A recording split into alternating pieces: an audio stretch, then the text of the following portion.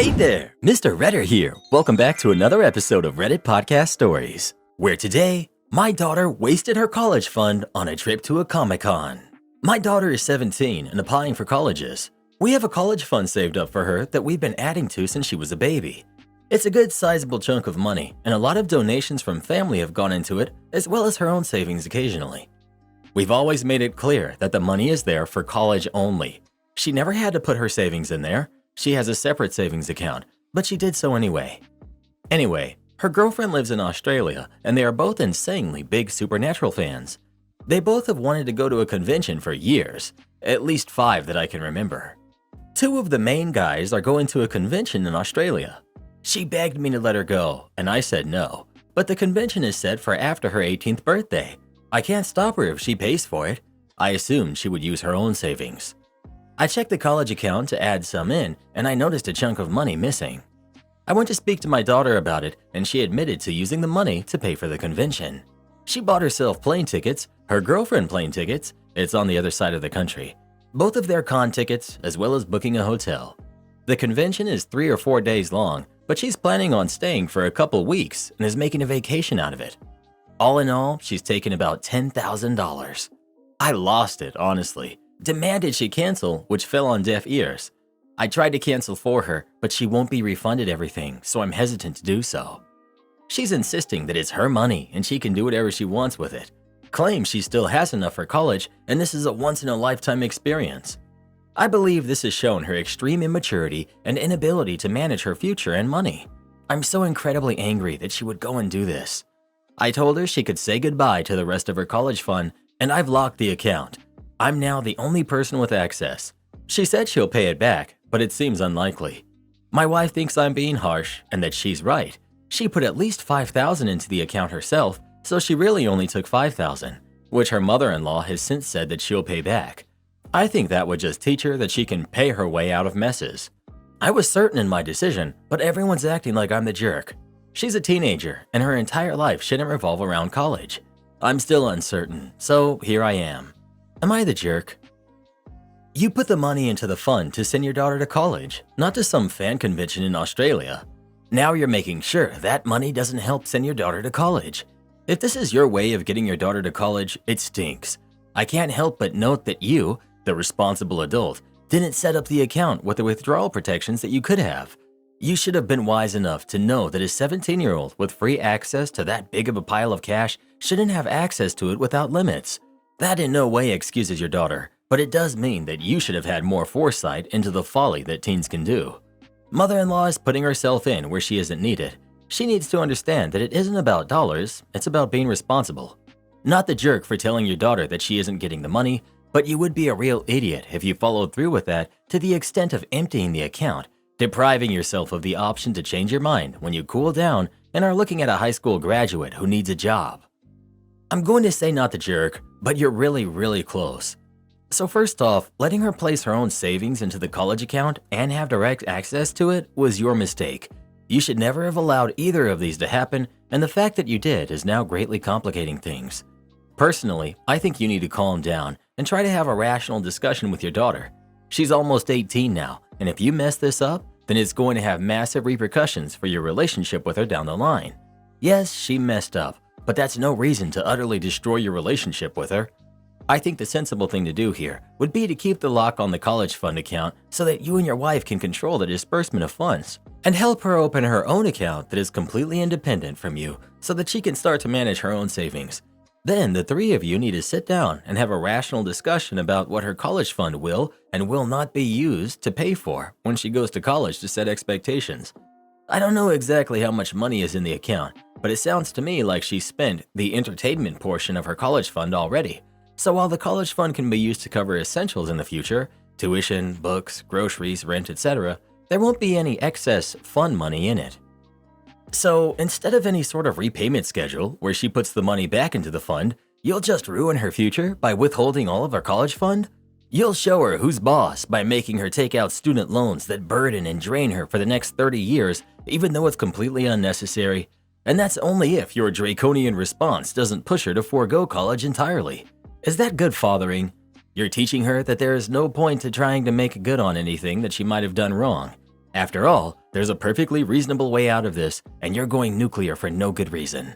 If she was never supposed to have any discretion in use of those funds, then why did you give her access in the first place? You could have just paid the tuition to the college directly. You're the jerk. You're being way too unreasonably harsh. But if you want to be one of those parents who ends up posting "woe is me" on forums for parents whose kids want no contact the moment they left, you're doing great. Not the jerk. Hey bud, fellow dad here. I just wanted to add a voice of reason to this insane comment section. I'm sure I'll be torn to shreds since I'm an everyday dad like you are. We know how the media portrays us as bumbling fools and how our kids are taught to disrespect us since we need to be kept in check by our mentally superior wives and kids. All this to say, your daughter did something extremely stupid. You trusted her with access to this account because at 17 she should be responsible enough to be trusted with this. Instead, she made a horrible decision that you warned her not to. She needs to face the consequences of these actions. Reddit can threaten you all they want about her going no contact with you if she has to get student loans now. Well, if she does cut you out of her life, that's on her. Student loans are not the end of the world. They are a normal part of life for many people, and mentally healthy individuals don't cut contact with mommy and daddy if they don't pay for their college. This younger generation on Reddit, so many of you are extremely entitled. You refuse to take accountability for your own actions. We have an entire generation right now who are shocked that they have to pay their student loans back now. Let the taxpayers do it. Why should I have to pay for the college education I chose to get student loans for? Why should I be held accountable for my actions? As a taxpayer, and also as someone who has paid off both me and my wife's student loans, I sincerely hope this generation stops complaining and seeing themselves as victims, but I'm sad to say that I just don't see that happening anytime soon. The funny part is, that's how you become successful in life. You have to take accountability for yourself and your own success. But none of them will ever understand that, and they'll just continue to be jealous and bitter of the bad guys like landlords, investors, and high-level executives. You think any of these successful individuals got to where they are by complaining about how unfair the world is? How they are victims? I can already hear your response. No, they got there from nepotism. They were trust fund babies, and mommy and daddy gave them everything. Oh, please, get out of here with your excuses. I grew up in a trailer park in one of the poorest parts of Mississippi. I came from nothing and am now a self-made millionaire. Most of my friends are self-made millionaires who also started with nothing. But your generation had it so much easier. I'm 34 years old, probably not much older than most of you are. The difference is that I never had this losing mentality that most of you self-identify with. I never saw myself as a victim and never made excuses for why I couldn't achieve my goals if I worked hard enough. But go ahead and disregard everything I've just said. I know you Redditors will come up with 100 different reasons why I'm an idiot who has no idea what I'm talking about. Why am I not surprised to see that last dude got massively downvoted? Because we've been reading these stories every day for the past 5 years and we know exactly how the people on Reddit think? Am I the jerk for insisting my friend's significant other pay their share for holiday accommodation? My friend, male 47, and I, 43 female, booked to go to an island we'd both been keen to go to. We booked a 2-bed cabin, and because of the popularity of the place, we had to book and pay 10 months in advance. We split the cost 50-50. 2 months before we're due to go, he meets someone and they commence dating. The holiday comes up, and understandably, she was a bit uncomfortable with him coming with me. I was given an ultimatum. Either she comes, or the entire holiday is called off. I didn't say yes immediately, because I needed to check with the accommodation, as the island has a limited number of guests allowed, and I needed the okay from them first. My hesitation wasn't taken well. They thought I wasn't keen. I got back to them within 24 hours and said I'd gotten the all clear for the girlfriend to also come, and she could book plane tickets for her. A week later, he informed me that she had the tickets, and I asked him if we could discuss rebalancing the accommodation costs now that there were 3 of us going, as it should now be a 3-way split. I was surprised that he responded with anger. As far as he was concerned, the accommodation was paid for, and it was wrong and greedy of me to expect money from his girlfriend. He told me that he was paying for the entire holiday for his girlfriend, so it was still going to be just him and me paying. So it was unfair of me to not pay for half. I told him that there's 3 adults, 3 people, 3-way split. If he chose to pay for his girlfriend's third, that was his choice and nothing to do with me. He told me his girlfriend was going to buy me a cocktail to say thank you for the accommodation, but if I was going to insist on a split, then I could forget it and buy my own darn cocktails as he couldn't believe I was being so selfish. The thing is, a cocktail is $15, and I was currently covering half her accommodation costs, about $600. I don't think I was the jerk for asking her and them to cover her share of the accommodation. I hadn't even met her yet, but they thought I should cover her costs because it was already paid for. Am I the jerk for insisting she pay for her component of the cost? Not the jerk. Is it too late to get a refund on anything? I wouldn't want to spend a single second with them, considering they're treating you like trash for asking for a simple contribution on a trip that the new girlfriend has weaseled her way into. I would bet my bottom dollar that she either can't afford and is insecure, or she's just that entitled. If he's paying her whole trip, then he needs to cough up more for the stay. Bad friend. OP. I'm super tempted to throw it all in. Demands have started about removing myself from the cabin to give them privacy and canceling pre-booked plans because she doesn't want to do them. Update. Thank you everyone. Interesting to see various lines of thoughts. It seems there's a split between people that think everyone pays equally no matter what, those that think a couple sharing a bedroom are treated as one person cost-wise, and those with other ideas as well. With this in mind, and everyone else going on, I called the accommodation and discussed options, then called my friend. I explained to him that we'd make the arrangement to split everything equally when there was only 2 of us going, but I no longer felt that agreement was fair.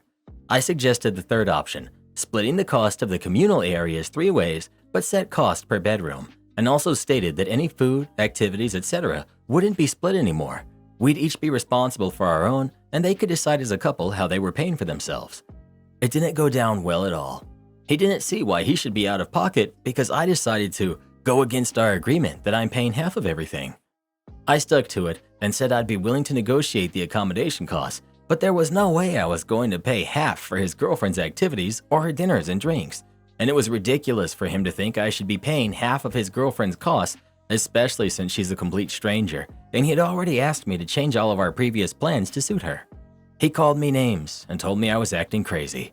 I stopped him and said that from that, I don't think this holiday is going to work, and I had spoken to the accommodation and I was going to cancel as of today.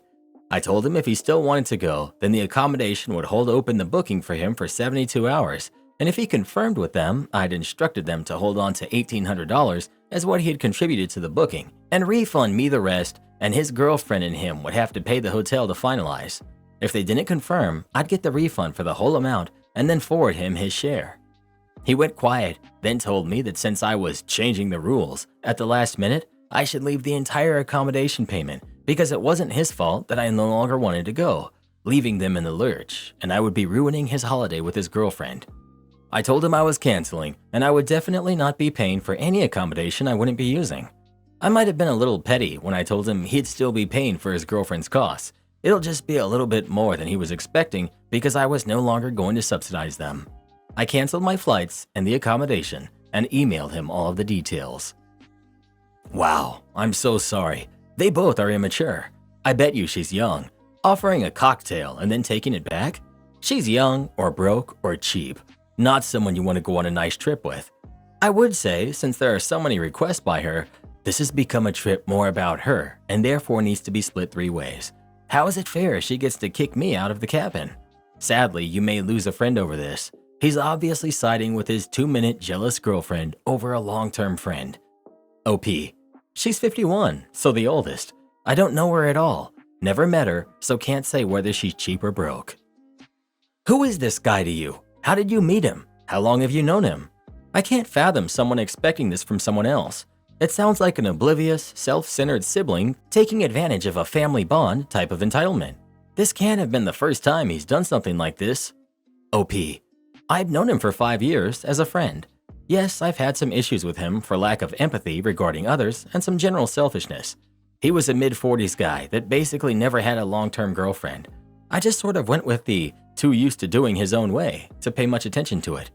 We have traveled together before and in larger groups. I've had issues in the past with his lack of planning, leaving a lot up to me, but his entire personality seemed to change overnight when he started seeing this new girlfriend. Nothing was good enough before he'd at least discuss things, talk options. This time was like hitting a brick wall, his way or no way. Decided this was what was going to happen without talking to me, and then got angry when I wanted to discuss it first. Update. I haven't kept in contact with them for obvious reasons, But through some mutual type of friends, I found out the following. They planned to go, but tried to find cheaper accommodation on the island, so let the hold expire without making any contact with the accommodation. From my understanding, everything was booked up completely that weekend and for the next 6 months. They lost the option to use the cabin, and someone else immediately booked it when it became free. There's a wait list. I received back the full deposit and immediately transferred his portion to him, as I stated I would. Never got an acknowledgement he received it, but it was an account I had paid into previously, and my bank assured me it was good. A mutual friend told me the ex-friend was upset, as against my advice, he had bought non-refundable and non-transferable plane tickets and refused to buy travel insurance, so he's out the cost of those fares, about $3,200, and that because I pulled out of this, his holiday with his girlfriend was totally ruined, and I owe him an apology and the cost of the fares. Not going to happen. Myself, I've booked a holiday back at the island where I am in a single apartment by myself and plan to have an awesome time. My boyfriend, we're both 22, won't give me back my Dyson hairdryer. My boyfriend and I are in a long-distance relationship, and I visited him in Europe 7 months ago. Since I'm in the US, my current Dyson hairdryer doesn't work in Asian and European countries. So when I was there, I tried other methods and eventually just purchased one there. I think it was about $600 to $700 for a hairdryer? I don't remember exactly. Basically, a lot of money. But my reasoning was, I'm going to always travel and I'll definitely be using this a lot. When I left, I had to buy an extra suitcase because of all the things I bought, 80% my mom's things. So I asked him if he could bring my Dyson when he visits me next time. He said sure. I asked if he was absolutely sure because it's pretty bulky, and if he doesn't think he can, I'll make it fit somehow. He assured me he will bring it to me, so I trusted him. He visited me in the summer, and I reminded him countless times before to not forget it. Well, he forgot it. He has 2 houses a couple of hours away from each other and left it at one of them, so he said it's not his fault because how was he supposed to bring it? I was obviously annoyed, but I said fine, I'll get it when I visit him next time. His whole family moved to Asia a month ago, so I reminded him to bring my Dyson. He said okay, but he didn't, and asked how he was supposed to move it with all his stuff. He said he'll have his mom, who's still in Europe, send it to me or bring it. Well, I'm flying to him next week, and I've been telling him either have his mom bring it when she goes to Asia or send it ASAP, please, because I've been traveling without it and I got it solely for traveling. He said his mom forgot and it's not his fault, but he will ask his cousin to send it to me. Am I crazy for being upset over a hairdryer? It's not the biggest inconvenience, but also it's not just about the hairdryer. I'm just extremely annoyed he's this irresponsible over someone else's belongings, especially if it's that expensive, and he has the audacity to act like none of it is his control. I am also insecure about my hair, and it often affects my mood when I go out, when I don't have it styled. I don't feel good. I want it to feel pretty when I'm visiting him. It is 100% on me for leaving it there, but I also don't feel like it was unreasonable to trust your boyfriend with your things. I also feel like I prepare so much for him all the time, and he doesn't show the same effort. Edit. Dyson hair dryers cannot be used with adapters or converters. I don't know a single person who has successfully done so without frying it. He knows how much it costs because we debated together whether I should get it, and he was also with me when I purchased it. Also, we've been dating for 1.5 years, and I honestly don't think he's the type to sell it. He probably doesn't even know how to sell it. He's the most clueless person I know. If anything, maybe he lost it, but he swears he didn't and that he'll just send it to me, but I probably won't have it by the time I visit him. I just feel like, why didn't he just send it before then? For now, he said he will send a photo of his cousin holding it by tomorrow. I feel like the crazy girlfriend. Are you sure he still has it? Sounds like he does not, or has given it to someone else. OP. Honestly, no. He could have lost it, I guess, but he swears he didn't. I wouldn't have been this mad if he was just honest about it, but it's the fact that he refuses to even acknowledge he had so many chances to give it to me and failed each time. He says sorry, but he always just says that without meaning it. There's something he's not telling you.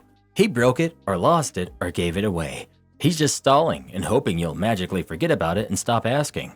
Whether you can get the truth out of him or not, I think he owes you a new hairdryer. So by your own description, he's clueless, lazy, dismissive, and doesn't follow through on his promises. Sounds like a keeper. Yep, and she can't find any men like that in the US. Seriously, like girl, if your type is lying losers, just get on Tinder. Homegrown and no travel required. I imagine there's lots of guys on Tinder who aren't losers. Your problem is that you probably swipe left on all of them. Whoa, Karen, I didn't know you ever used Tinder. Oh, relax, Reddit boy, it was years before we met. Am I the jerk for ruining my daughter's graduation? Plus, 4 years later update. My daughter and I have been estranged for about 5 years now and have recently reconnected and are working on, slowly, repairing our relationship. As part of this, she's been airing out various grievances she's been holding against me all these years, as she doesn't think holding on to them is conducive to a healthy relationship.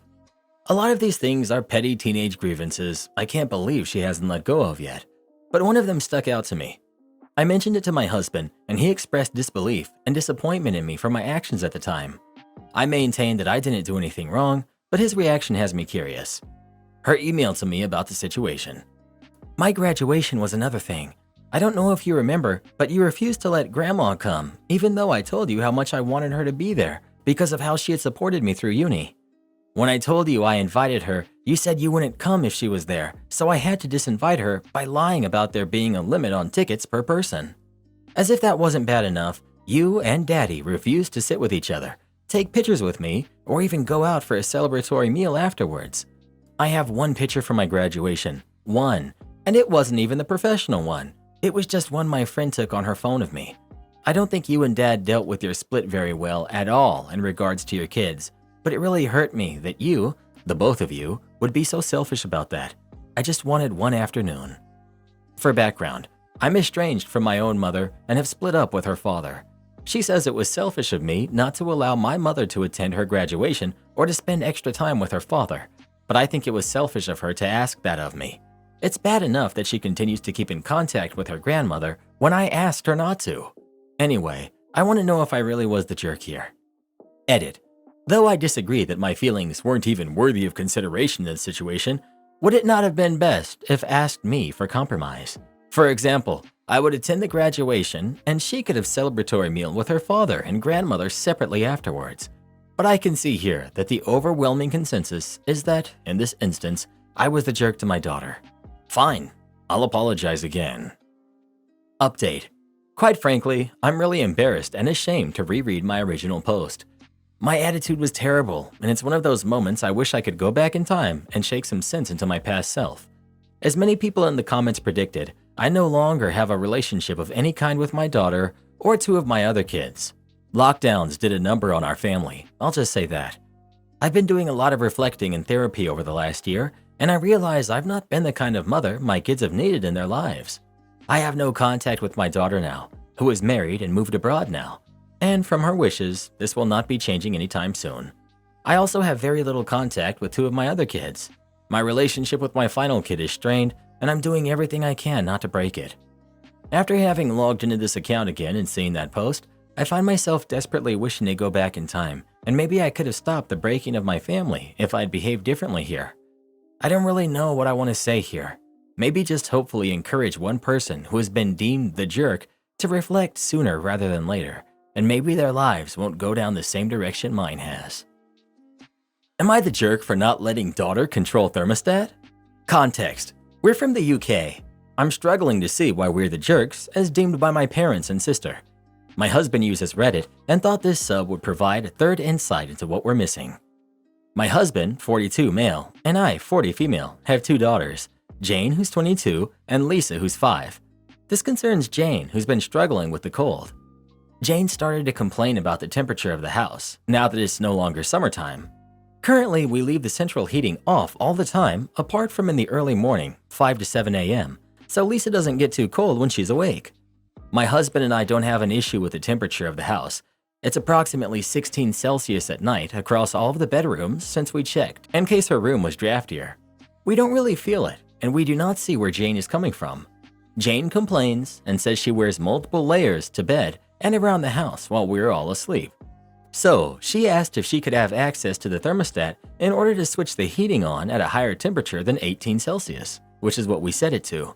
She wants to raise it to 21 Celsius, but we said no.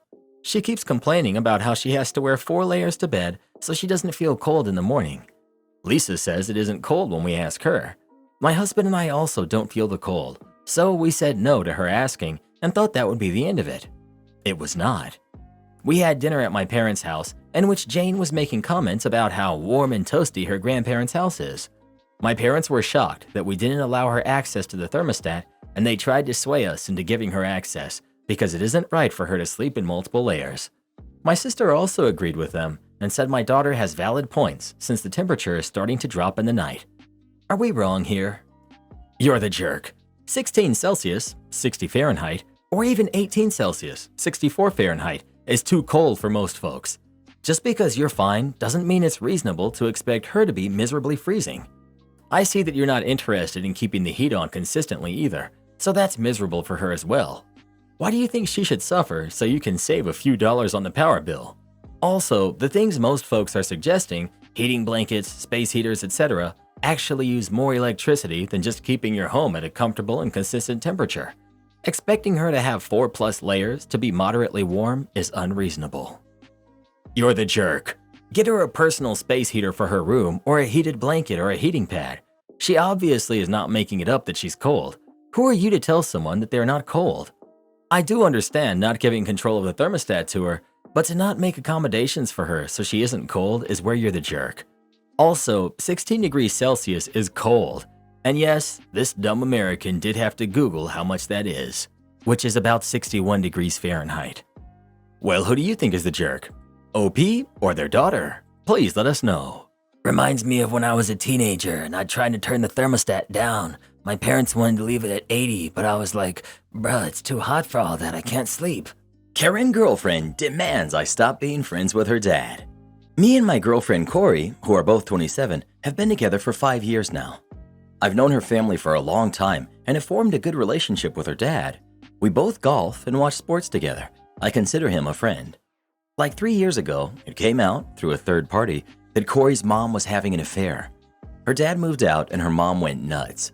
I was staying out of it for a bit, but I refused to accompany Corey to her mom's house. I don't mess with cheaters, and just left her mom alone unless it was a big holiday or an important event at her mom's place. This whole time, Corey was pushing her dad to reconcile with her mom. She begged him to try counseling and talked about forgiveness. I don't know what happened, but Corey's dad eventually gave in and went to counseling. They reconciled 2 years ago. Then it became this weird situation where Corey's mom seemed to enjoy bringing up her affair. She would post on social media how forgiveness and the church brought them back together, constantly talking about the power of prayer. As a man, I could see how much her dad hated it. In my opinion, he was only sticking around for the sake of the family. In February this year, Corey's dad left in the middle of the night. According to Corey's mom, her dad told me that he left a note. He moved in with a woman he had been seeing.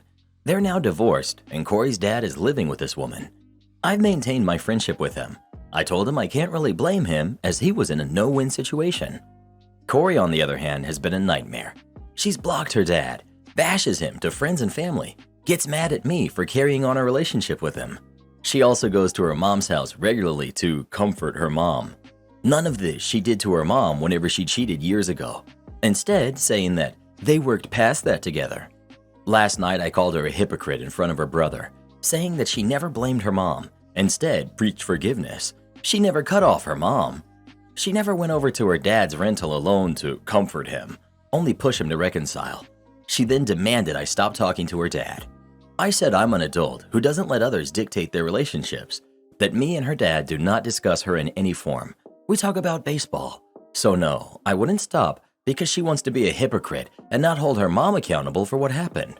I recommended therapy for her, but was called a jerk for this. I don't think I need to apologize, as calling her a hypocrite is accurate. Am I the jerk? Everyone sucks here. Corey's mom for cheating and thinking things can just go back to normal, but dwelling on the whole situation. She also sucks for being blind to what was going on with her husband. Corey's dad sucks for cheating and then moving in with the other woman. If he left in the middle of the night and moved in with the woman he had been seeing, you think he wasn't cheating? I almost wonder if payback wasn't on his mind. Corey sucks for not owning up to what's been going on and taking sides when it appears that both parents have fidelity and other issues. You for siding with Corey's dad when it appears he was probably cheating on Corey's mom, but saying Corey is a hypocrite when she downplayed her mom's cheating. I don't blame the dad because the mom was literally just rubbing salt in the wounds after they got back together. It almost seemed like she took it as a victory to hold over his head. Like, I guess he could have broken up before he actually started to date this new woman, but it seems like a relatively insignificant point to me. She wasn't treating it like a romantic relationship anymore. Why should he? I'll agree, OP probably is the jerk for blowing up at her a bit, but like you said, she was being the jerk too. Cheating is not okay. If the dad felt like the mom wasn't turning over a new leaf, get a divorce, then get a girlfriend. Sounds like mom and dad had a pretty toxic relationship. You're the jerk. It's weird how you start out saying, I stayed out of it, and then proceed to describe how you did not, in fact, stay out of it. So many comments like this, but you guys are not empathetic. You can condemn what the father did, and that's fair. He cheated. Not even OP is denying that. But the situations are blatantly different. Let's take a look. 1. Mother cheats. There isn't a real motivation, as she later comes back to him crying. She cries because she gets caught, not because she regrets it. Her daughter fully supports her through the separation and together bully the father into reconciliation. Then she proceeds to brag about her victory. Father is in an unhappy relationship. His daughter doesn't care about him, he finds someone else, and then proceeds to escape with his new lover, not looking back. The mother was moved by a selfish and temporary desire. The father was moved by a need to escape a horrible situation. And yes, he could have left before he started dating the other woman, but since the last time when he tried to escape his ex didn't work, you really think that he could do it alone this time? Not the jerk. One way to solve these kinds of issues is to have an open marriage instead of the antiquated just me and you crap. My husband and I have had a happily open marriage for the past 4 years, and it couldn't be better. I get to have all the fun I want with whoever I want, and he doesn't get to complain whatsoever like he used to. He tries to meet women online, but to be honest, he's a pretty average-looking guy, so most women just aren't interested in him. He's only had 2 other partners over the last 4 years, and both of them were maybe around a 2 or 3, when I'm a solid 9 to 10. But again, I get to meet new guys just about every week, while hubby takes care of pretty much all of the house chores. He even had to go no contact with his family because his parents didn't approve of our lifestyle. I've convinced a few of my friends to shift their marriage in this direction also, because I know how happy and fulfilled it makes me. The old way of marriage won't exist anymore eventually. It's so repressive and is only meant to hold us back while only benefiting him. Why were the dinosaurs the lucky ones who got the comet? We deserve it so much more. Well, who do you think is the jerk? OP or his girlfriend? Please let us know. Karen wanted another baby so bad, and now I'm the one that's stuck raising it. I, female 24, have 3 siblings, Anna, who's 26, Sina, who's 21, and Minnie, who's 7. Fake names, of course. My mother desperately wanted another baby, and that quite literally turned our world upside down. I'm the responsible daughter. I do my parents many favors, and I rarely say no to them, but when I do, I'm the jerk. I'm always needed at home, and I can't have plans on my own because my boyfriend can't be a priority. There have been many times when I've had to call off our plans because my mother forgot to tell me that I needed to be home the next morning, or that someone had to look after Minnie because she had to work. They don't take my relationship seriously, and we've been together for 5 years. I love my sister, and I don't mind looking after her when my parents are either working, at the gym, or just visiting friends and family. I get her ready in the morning, and I take her to school. I clean the apartment. I run errands for my mother, and unlike my sisters, I'm actually present. Sina rarely lifts a finger, and Anna was always out with friends. She moved out last year. I'm the first one my parents see in the morning. I make them coffee. I engage in conversations and so on. That doesn't sound like a big deal, but it is. I'm a victim of them. I'm trying to better our relationship. I started asking Sina to look after Minnie from time to time, but she doesn't want to, and my mother got mad at me for trying to get Sina to do my job. It's exhausting. My mother thinks of me as a massive failure because I dropped out of uni last year. My mental health was drastically declining and I needed a break. She told me that she can't sleep at night because I have no future, and how am I supposed to take care of Minnie later when I have no money? I was shocked. That's gonna be my responsibility? They've made you their personal servant and nanny. Refuse to do it. Just flat out refuse. If they say they'll kick you out, find someone to stay with for a bit. But there is no reason you have to do what they demand. Girl, you are not repairing a relationship. You are their doormat. Your mother wanted another kid, so why are you taking care of her? Your mental health is suffering because you're letting your mother dictate your life. You're 24. If you haven't moved out, do so now. Get out and run. We teach people how to treat us. She pulls this crap because you let her. Stop. Minnie is your sister, not your daughter. Not your responsibility. Stop doing favors. They don't appreciate it. They expect it. Your mother is a dumpster fire. Am I the jerk for telling a vegan that cheese and mayo contain animal products? This is a weird one. At least I think so. I was spending a few days on a trip in a cabin with a couple of friends.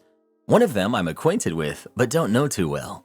I just know that he doesn't eat meat and he claims to be a vegan. I don't care if he's vegan. People can eat however they want to. I think his veganism comes from him never trying foods. He eats nothing but junk food and doesn't like meat or eggs or drinking milk because it's from an animal and the texture is gross to him. Again, not my problem. His life. He eats Doritos and chips constantly. Lots of ramen noodles and mac and cheese. I don't think I've ever seen him eat a vegetable. I've never really seen his eating habits before this trip. First night we were deciding what to eat. A friend suggested pizza and he agreed.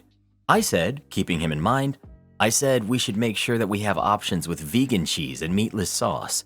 He was like, "What? Cheese is okay to eat? It's not meat." I told him cheese is made from milk and he looked sick. He went on his phone and searched it up and was very upset. I thought this was common knowledge. He said that he loves pizza and pretty much lives off pizza, and that he eats tons of mac and cheese. I guess we were just assuming he had the vegan thing handled and ate vegan mac and cheese, or that cheap Kraft's cheese that isn't real cheese, so it doesn't matter. The next day, we were all ordering food. We were telling our order to one person and they'd go out and pick it up. He was asking for a sandwich with just vegan cheese, onions, and mayo, and a side of fries. I said to make sure they have vegan mayo there. Big mistake. He was upset and asked why he can't eat mayo. I said mayo is made with eggs, and he got really upset with me and said I'm ruining all the good food for him. At this point, I just stopped keeping him in mind. He made some other questionable orders of things with animal products, and I just didn't bring it up. He says I ruined food for him because he puts cheese and mayo on most things he eats. He called me a jerk. I don't care what this guy eats. I don't care if he claims to be vegan and eats steak every day. I was just keeping him in mind. My mother is vegetarian, so I'm used to checking if things have animal products in them. Edit. I don't care that this guy identifies as vegan. I don't think less of him for it. My mom is vegetarian, and I have friends and family that are vegan. I wouldn't have asked my buddy to make sure they use vegan cheese at a restaurant if I were anti-vegan. I also don't care if he's wrong. If he wants to wave the vegan flag and eat fried chicken and ribs, okay, he's a vegan that eats meat. It's not my problem.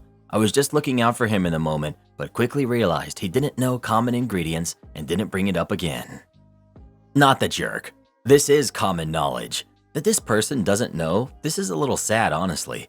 He's misdirected his anger at you because he's realized that he's kind of dumb. That's not your fault, though. You know the old saying, no good deed goes unpunished. He should have thanked you and actually researched his chosen diet. Oh well, live and learn, right? I'll ask what that means for them.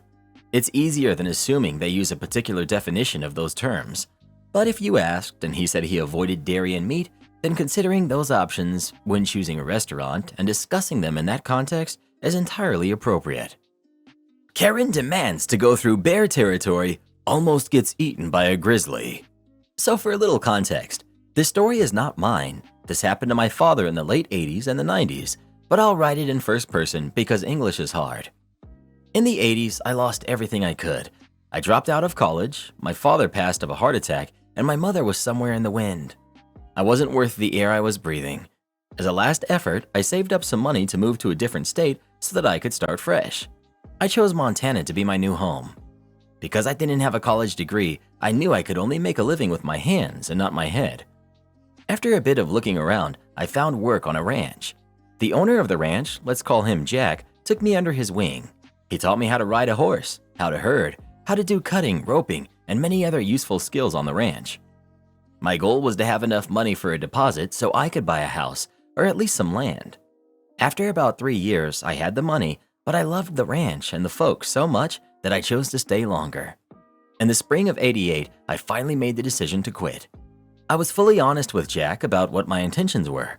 I told him that I wanted to buy some land to have a ranch of my own and potentially get married and start a family.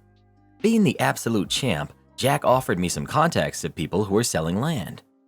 After some time, I chose a piece of land near Jack's ranch. I got a loan, bought the land, and in the summer I started building my house.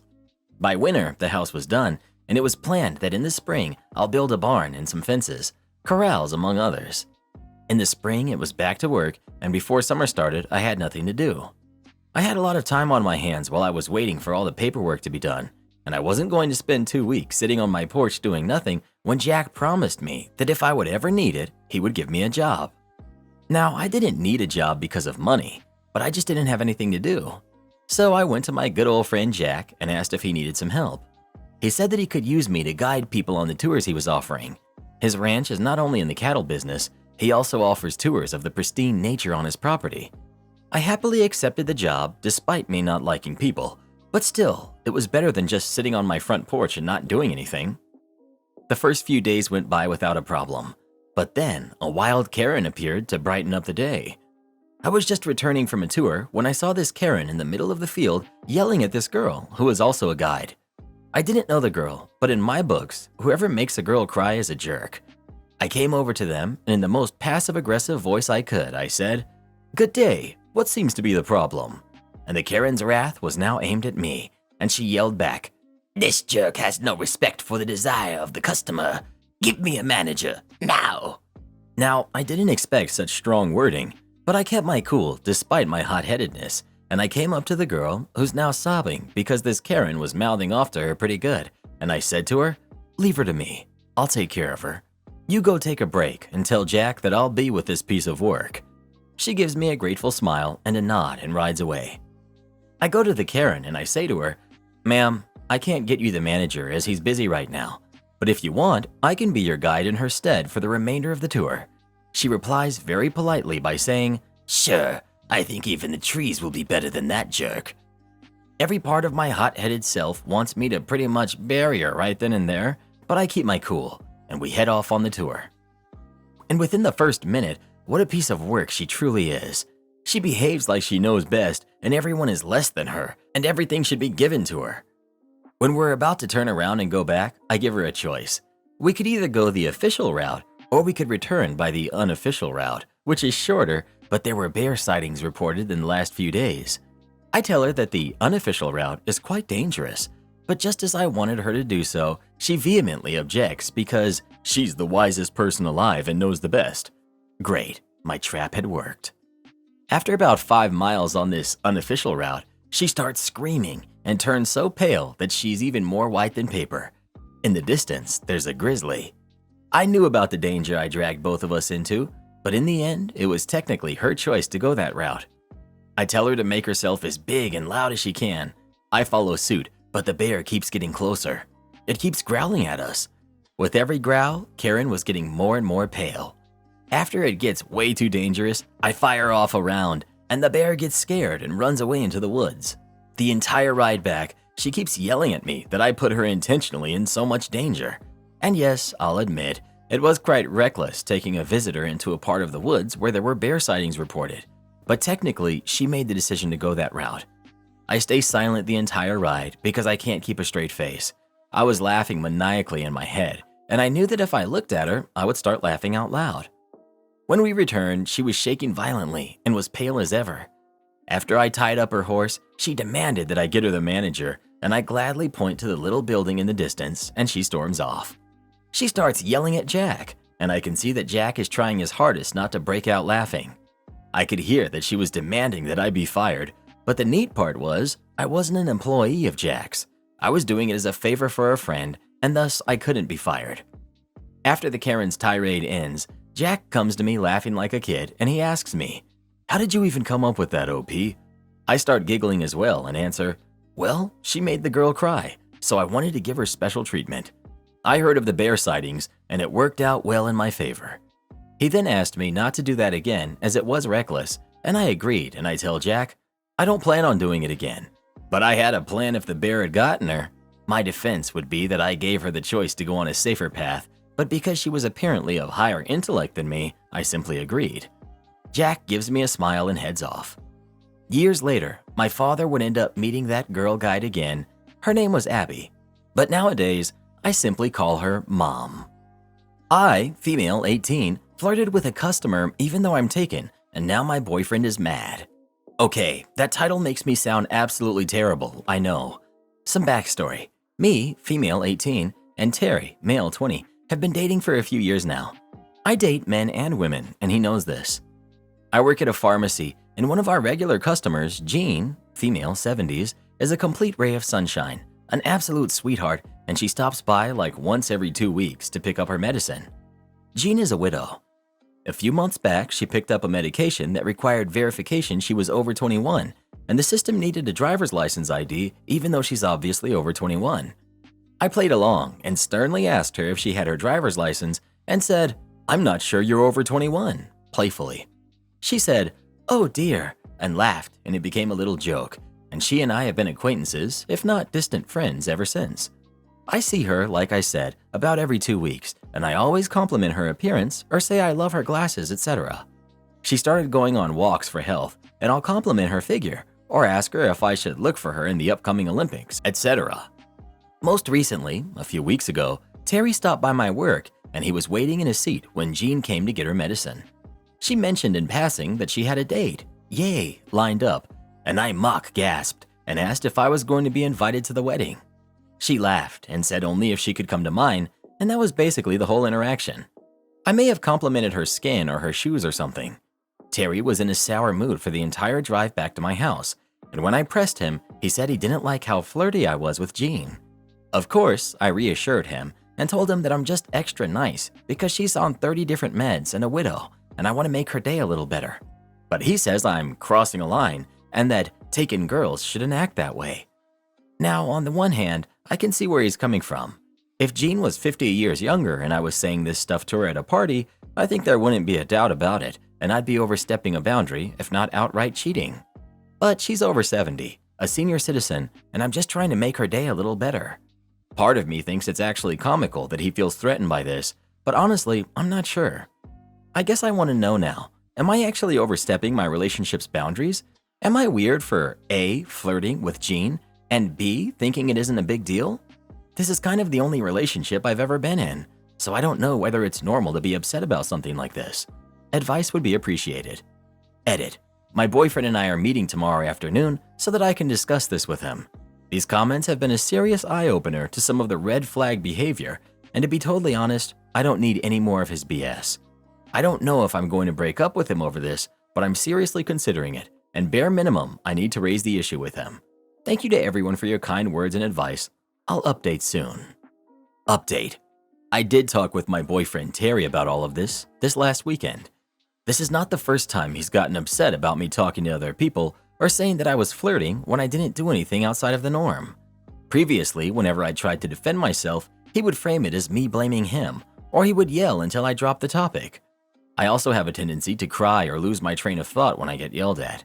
I wanted to avoid that this time, so I prepared by writing out my thoughts and then basically writing a letter to him that I planned to read out loud. I went to a cafe with him and hoped that being in public would stop the yelling or the tears from happening. I said as calmly as I could that I love him and that I don't think any of this is so-called flirting has been his fault. I said that I know he feels like I'm crossing a boundary and that I'm breaking his trust by complimenting people, but that it makes me happy to do it and it's harmless.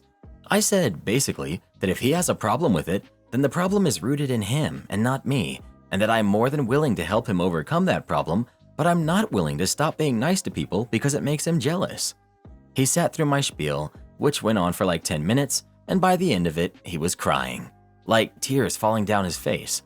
I was too, but I was mostly surprised because I've never seen him cry. I immediately tried to comfort him and told him that I'd always love him, and he just shoved me off. I was taken aback and asked what was wrong. He said that he couldn't believe that I would do something like this and value other people's enjoyment or happiness above his own. He said that he was crying because it felt like I didn't care about him, and, I quote, he knew his ex was right about me. He went on to reveal that he had talked to his ex about me and what I had done, and she had told him that I didn't care about him and that what I was doing was toxic. Pardon me? To recap, he got mad that I complimented a 70-year-old woman, complained to his ex-girlfriend about me, and then cried when I told him that I like making people smile, even if those people aren't him. I might be a jerk for this, but I couldn't take it. I told him that if that's how he felt, he could run back to his ex. He said this was just more proof I didn't care about him, and I shrugged and said, "I'm sorry that's how you feel. I'm 18. I don't have to deal with this BS." I left him at the cafe and went home. This guy needs to talk to somebody about his feelings, man. He needs some help. He's been blowing up my phone for the last 3 hours. I hit it really well at the cafe, but I feel horrible. I miss him. I've been sobbing like crazy. I just took a nap on the floor in my room. But at the same time, I feel almost like a weight's been lifted off of me. I'm pretty sure we broke up, and I've been ugly crying, but I think I'm honestly happier already. So that's it. I'm single again, I guess. Thanks everyone who gave me advice. This doesn't sound like flirting at all.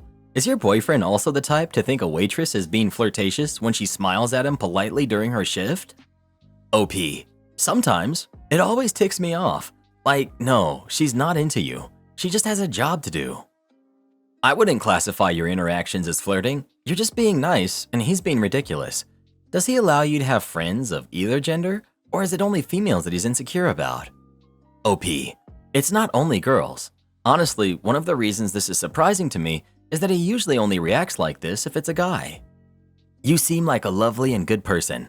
Why are you with this insecure little man? Girl, dump him and find someone who appreciates you and the nice things you do for others. Your dude has some insecurity issues. I'm 36, male, and I've worked in retail since I was 16. I have so many elderly widows that I compliment like this all the time. I even have some that I flirt with in a sense.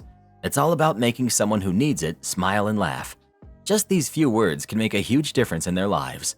Shaking my head. He needs to grow up. OP. You get it. A big part of my job, and just being a decent person, is cheering up the people who need cheering up. He's never really had a service-type job, so he doesn't really get that. I just don't know how to show him that I'm not trying to hook up with this asthmatic 70-something-year-old woman with kidney problems. Drop Terry, date Gene, not the jerk. Why is it so hard to find guys these days who aren't insecure? Most of the guys I've dated end up being like this. They don't want you to have guy friends, no hanging out with your guy friends. They don't want you texting them or Snapchatting. It's so sad that most dudes are this insecure. Like, sorry little man, but if I want to Snapchat my guy friends, I'm going to do it. You have no right to tell me who I can or can't talk to. You're lucky that I'm even giving you a chance. I think eventually I'll just have to stick to dating other girls because guys these days just aren't worth the trouble. You hear that, Reddit boy? You ain't worth nothing. Well, I guess that makes two of us. Am I the jerk for picking my wife up from the airport 10 minutes late? My wife was due to fly into one of the most popular airports in the world last night at around 9 p.m. Her landing time was 8:50, no checked luggage, so I told her I'd be there at 9 p.m. At about 8:05 p.m., she apparently started calling my phone, but unfortunately I didn't see or hear the calls until 8:15. This is because, like her, I keep my iPhone with the little silent switch on at all times so that it just vibrates. I didn't hear the vibration because I had my gaming headset on, and I was gaming and talking with friends. Keep in mind, I wasn't expecting any calls from her until after she landed. When I finally realized she was calling me, I looked at my phone by chance. I picked up, and she told me that her plane had landed early in the airport. Unheard of. And she told me to leave now. I just said, okay, I'll see you soon, and hung up. This is where the Am I the Jerk comes in. I thought it was fine to finish my online match and left the house 10 minutes later. I drove to the airport, and there was a ton of traffic, as usual and as expected, and I didn't pull up to where her and her friend were waiting until about 9:05 p.m. As fate would have it, this was pretty much the original time we had planned on picking her up. To make a long story somewhat shorter, my wife sprung the fact that we had to bring her friend home as well, which I was fine with. They lived a few minutes away, and everything was fine until after we dropped her friend off. Then my wife showed me how upset she was that I made her wait an extra 10 minutes, and that there was a huge difference between waiting 30 minutes and waiting 40 minutes.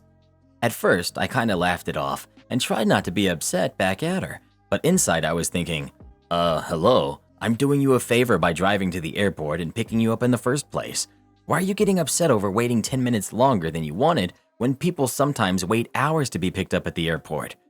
Eventually, we had a little back and forth about it, but I was just sick of arguing over something so small to me, and I wanted to just agree to disagree. And my wife was also sick of talking to me if I wasn't going to apologize, so I went to sleep. Am I the jerk? I feel like this isn't an apology-worthy event. You can't just land almost an hour early and expect your driver, even if they're your husband, to drop everything they're doing and come pick you up immediately, right? Edit 1. I was not aware of the fact that you could track arrival times of flights after they left their departing location. That's my bad. I will do better in the future. Also, someone said I'm a jerk for not missing my wife. She was gone for one night. I did not miss her in the true sense of the word. Edit 2. I literally just showed my wife some of the responses here, and she has had the exact response I thought she would, because she's my wife. She laughed. Someone really thought their response to me saying that I didn't miss my wife was clever when they said, "Show her this one too." Well, I did, and she laughed. We're adults in our 30s, and we've been together for almost a decade. A night apart is nothing. OP isn't the jerk for not knowing that flight tracking exists, but he is the jerk for having his phone on silent when he knew his wife was on her way home and for continuing to game after she got through to him. And he has only confirmed it by being a jerk in many of his comments. You're the jerk. You're doing her a favor?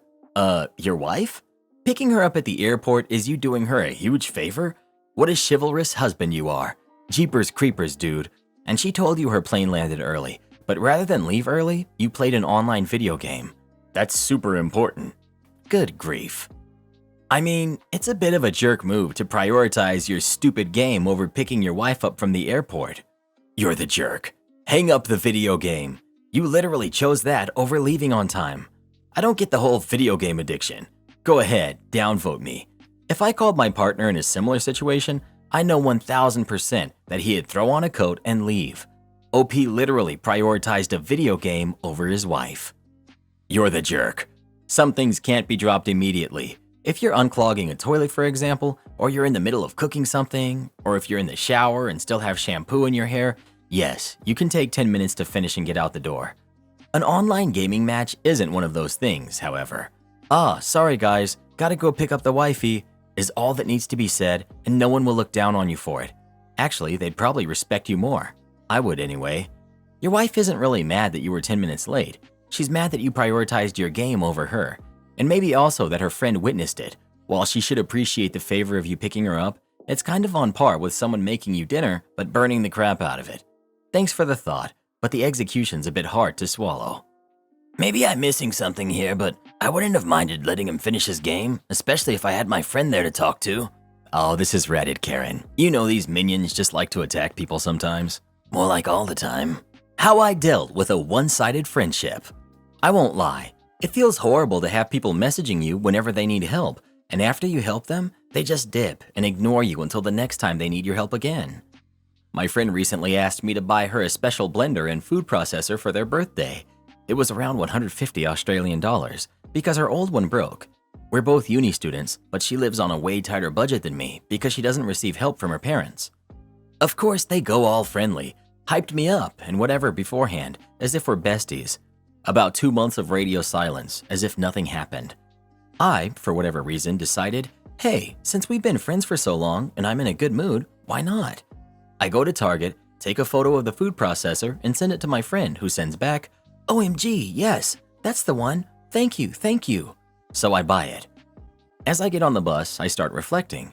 I'm scrolling through our message history together, massive blender around my arms, and I'm looking at the massive differences in the amount I type to her versus how much effort she would put into her texts, and contrasting that with the changes in the amount she would type to me in the last few days. And I'd always be the one to initiate the conversation unless she needed something. It was as if she was just tolerating me. I quickly send a message. Will we hang out after your birthday? Her last message was 2 minutes ago, to test to see if she actually cared about me as a person rather than some gullible ATM machine. And as I'm waiting, I get off the bus and walk home. When I place the blender up on my kitchen counter, I realized that the color of the blender actually fits my kitchen quite well, and I began contemplating purchasing another one for myself. I check my messages again and see that I've been invited to the birthday group chat. Friend is still online, yet hasn't responded to me, as if she just throws her phone across the Pacific Ocean after each message I send her. I begin to realize the pattern in which she messaged me and that this friendship was taking an incredibly large toll on my mental. Why should I always be worried about whether or not I get a response as if I'm not good enough? I decide to leave the birthday group chat, which was somehow noticed by my friend immediately since she messaged me asking why I did that, but not my previous message. and I decided I no longer wanted to be friends with her. So I left her on red and went and made a banana ice cream milkshake, currently drinking while typing this up instead of studying, with the brand new blender that she thought she was going to get out of me. Honestly, I'd rather have someone straight up tell me that they don't like me than string me along for years while pretending to be my friend when they need me. It was a long overdue lesson, but now I found myself with a nice new blender to make smoothies with, so it wasn't all that bad, I suppose. Update. Wow, it's only been a few hours, and I wasn't expecting to have an update so soon. So 10 minutes ago, after I left my friend on red for hours, she sent me a new message saying, "Wow, okay, I see how it is." I quickly check our messages and see that she's drafting up a response, so before she could finish whatever long essay she was writing, I responded with a picture of the new blender next to my glass of the banana smoothie, as you all were suggesting, with one word. Yup. And then I promptly blocked her before she could say whatever she wanted to me. Thankfully, we don't have many mutuals together, so she can't go and badmouth me, a complete stranger, to a bunch of people who probably won't care. And honestly, to say that I was immensely satisfied with this conclusion would be an understatement. That wasn't a friend, that was a leech. Good on you for recognizing her for who and what she really was, and for keeping that blender. Enjoy your victory smoothies. Am I the jerk for agreeing to babysit my friend's kids on my day off? My boyfriend, male 36, and I, female 29, have been together for a year. We moved in together last month. We don't have kids, and we're not planning on having them. Both of us work 5 days a week, but my days off are always Thursday and Friday, while his days off vary from week to week. So our days off don't always match, and it's possible they don't match for weeks or even a couple of months if we're unlucky enough. So last week, my boyfriend's days off were Friday and Saturday, and mine, as usual, were Thursday and Friday, which meant both of us were free on Friday, and we were pretty excited to enjoy our day off together. It was our first day off together since we moved in together. I didn't have anything planned, but I was looking forward to lazing around with him the entire day. Friday, at 2 a.m., I received a call from my best friend, who's 29. She was crying because her husband, he's a truck driver, had been involved in an accident. It was in a city 8 hours away, and he was taken to the nearest hospital in really bad shape. My friend said she and her mother-in-law wanted to leave to the hospital right now so they could be there by mid-morning. My best friend has a 10-month-old son, and she said she obviously can't get a hold of her usual babysitter at 2 a.m., so she asked me if I can watch her son for a few hours until she can reach her babysitter. Now, I'm also not a huge fan of kids, especially babies. I don't know how to deal with them, but this was an emergency, and I understand it's probably impossible to get a babysitter at 2 a.m. My friend had never asked me to babysit before, as she knows I'm not good with kids, but this is an emergency, and what are friends for, right? So I said yes, and I told her she could drop the baby off at my place. As soon as I disconnected the call, my boyfriend told me he couldn't believe I agreed to babysit, and that he didn't want a screaming baby in our house, that it would ruin his day. I agreed he shouldn't be forced to interact with the baby against his will. After all, I was the one that agreed to babysit. So I called my friend and told her I'll babysit at her place instead. My boyfriend got angry at me again, but I left anyways and I went to my friend's place. My friend called the babysitter at 8 a.m., but she said she wasn't available until noon, so I ended up babysitting from 2 a.m. until noon. When I returned to my place, my boyfriend was still angry at me. He said I ruined our day off together, as I was missing half the day to go babysit a kid that's not even mine. I tried to explain that I was just trying to help my friend. He has been ignoring me since Friday. He said it was clear to me my best friend is more important than him, as I picked helping her over spending the day with him. I told him it was not a matter of who is more important, but he is still upset. I understand I missed half a day off with him and that we might not get another for a few weeks, but I think it was a special circumstance. My best friend needed my help. Am I the jerk? Edit. I'm reading all the replies now. For info, yes, I told him my bestie's husband was in an accident. We didn't have anything planned except for sleeping in and lazing around the entire day. My bestie's husband was in the ICU until Monday morning when he was moved to another ward, and he is expected to make a full recovery. My friend and her mother-in-law are still by his side. I didn't need to babysit the baby again after I gave him to the babysitter Friday noon, as the baby's other grandma, my friend's mom, flew to our city the next day to pick up her grandkid, and the baby is staying with her until the situation is over. Not the jerk. Might want to reconsider that relationship if this is how he reacts when you help someone in an emergency. My parents wasted all their money and now expect me to support them financially. I, 31 female, have been living out of home since I was 18. I left uni with a mid-size amount of debt, but I've managed to pay it off and to also save over £8,000 over the last 10 years. I have scrimped and saved to get to this point. My parents are good people and I love them, but they have made some terrible financial decisions over the years. When my grandmother passed, her house was sold and my parents received about £90,000. They treated my brother and I to an amazing Christmas and a lovely holiday. They also renovated parts of our family home. After all this, they still had about £50,000 left and, by their own admission, frittered away the remaining money rather than saving it. By the time I started uni 2 years later, I was told that I would need to take out student loans to pay for my fees. 8 years ago, they told us they were going to sell the family home and downsize to a flat. They managed to sell the house quickly and received about £250,000 for it. But there was nothing on the property market that they liked, so they decided to rent for a while until they found something they did. Within 3 years, all of the money was gone. Again, frittered away with nothing to show for it. Now they're in their 60s and renting for the foreseeable future with only a small pension each. My dad will be forced to retire next year and they can't afford their current rent without his salary. They have asked me for loans multiple times just to tide them over until payday. They do always repay the loans to me, but I've started feeling resentful of giving them money at all.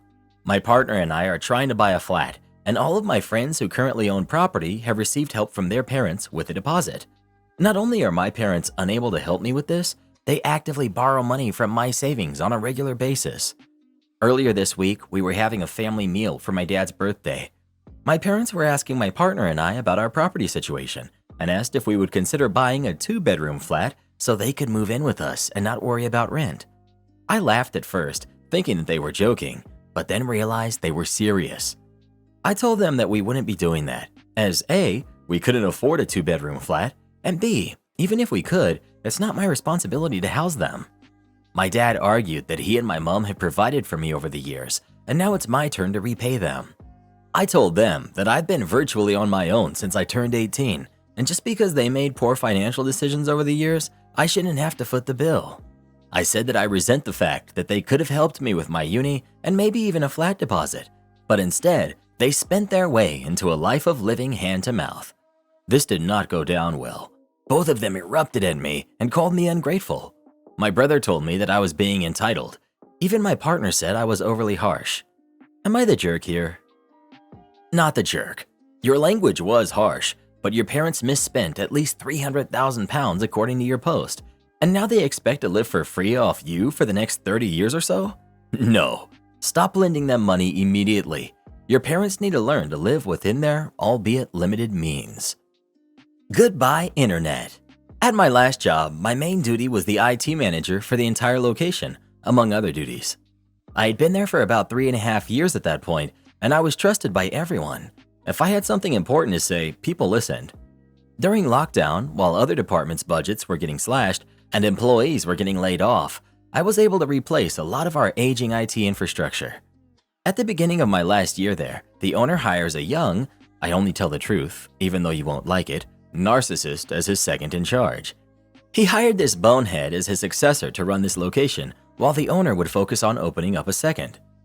In the first 3 months, Bonehead upset everyone, to the point where 15 people from various positions leave the company to find other jobs. This is during lockdown, where a lot of people were thankful they had a job, and 15 people were like, I'm going to risk finding another job in the middle of lockdown rather than stay here. He was that bad. As Bonehead started to upset our customer base and our sales started to suffer, we switched over to cost-cutting mode. The owner had largely checked out at this point. So, longtime vendors were replaced with friends and family of Bonehead, services were downgraded or cut, pay plans for the sales department were jacked with, and further eroded the morale of the workforce. One day, Bonehead comes to me and tells me to stop doing safety checks and maintenance repairs on our products so sales could post larger sales grosses. I loudly objected and went to the owner, but as the owner is always happy to hear something about making more money, he threw his support behind Bonehead's idea. A few months of this goes by, and after he fired one of my employees on my birthday because he refused to give Bonehead access to the server room, it was restricted to me, owner, and employee. I knew it was time to go. I find a new job, put in my 2 weeks notice, And of course, Bonehead stops my direct deposit on payday, the day after I put my 2 weeks in. I decide it isn't worth working the extra 2 weeks and inform them that I'm out of there, while filing with the state over my wages being withheld. As I'm walking out the door, Bonehead reminds me I'm no longer an employee of the company and not to get involved with the company's affairs and possible legal repercussions if I say anything negative about the company. My new job pays more, less hours, less stress. Fast forward to this Monday, I get a call from my local internet provider. They tell me my internet service bill has gone unpaid for the last 6 months and will get cut off if I don't pay immediately. I log in and see my account is paid. So after a few back and forth, I find out that I'm still the point of contact for my last job's account on their internet service. Remembering what was told to me when I left, I just informed them I cannot get involved as I no longer work there.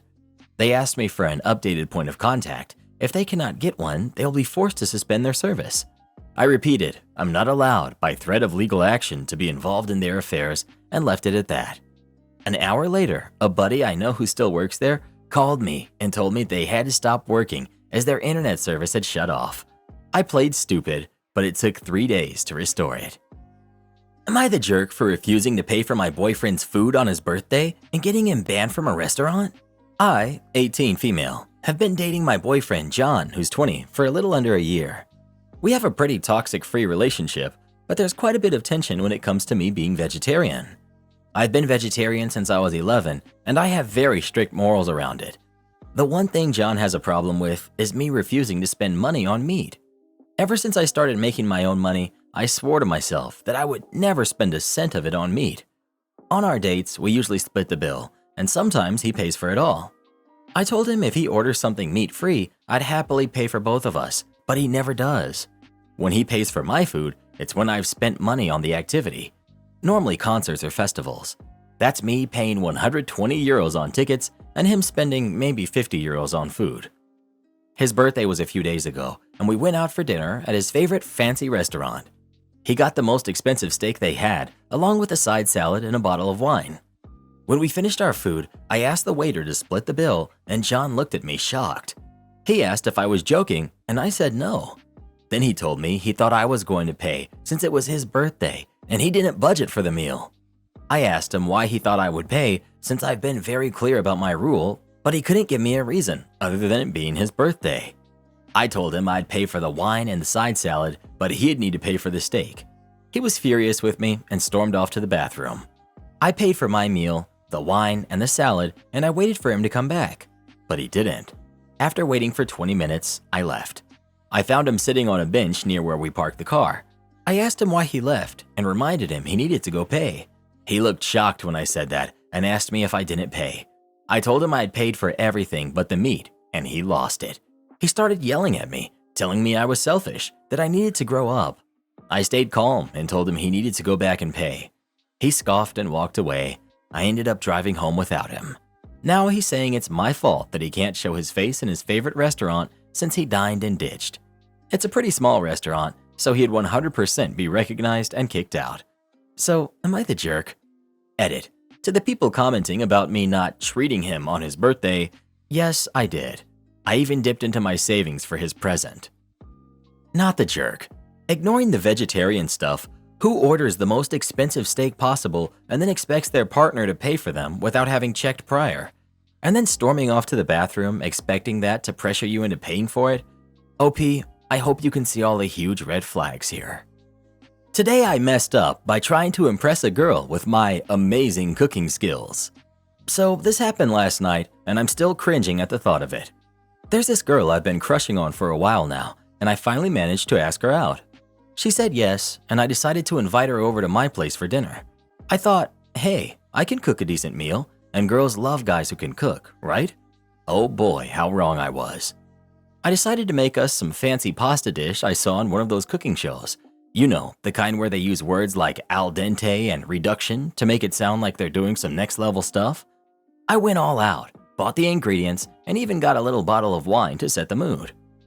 Fast forward to the evening. She arrives, and I'm already sweating bullets. I start cooking, trying to play it cool, like I'm some sort of culinary genius. She's sitting at the counter watching me, and I can feel the pressure mounting. I'm chopping onions like a madman, trying to impress her with my knife skills when I accidentally got my finger. It started to bleed, and I'm trying to play it off like it's no big deal. She's clearly concerned, but I assure her it's just a flesh wound. I wrap my finger in a paper towel and soldier on like the culinary warrior I am. I toss the pasta into the boiling water, and in my haste, I forgot to set a timer. No biggie, I think. I'll just wing it. Meanwhile, I'm trying to make small talk, but my mind is racing, and I'm pretty sure I'm just spewing out random facts about pasta and Italian cuisine.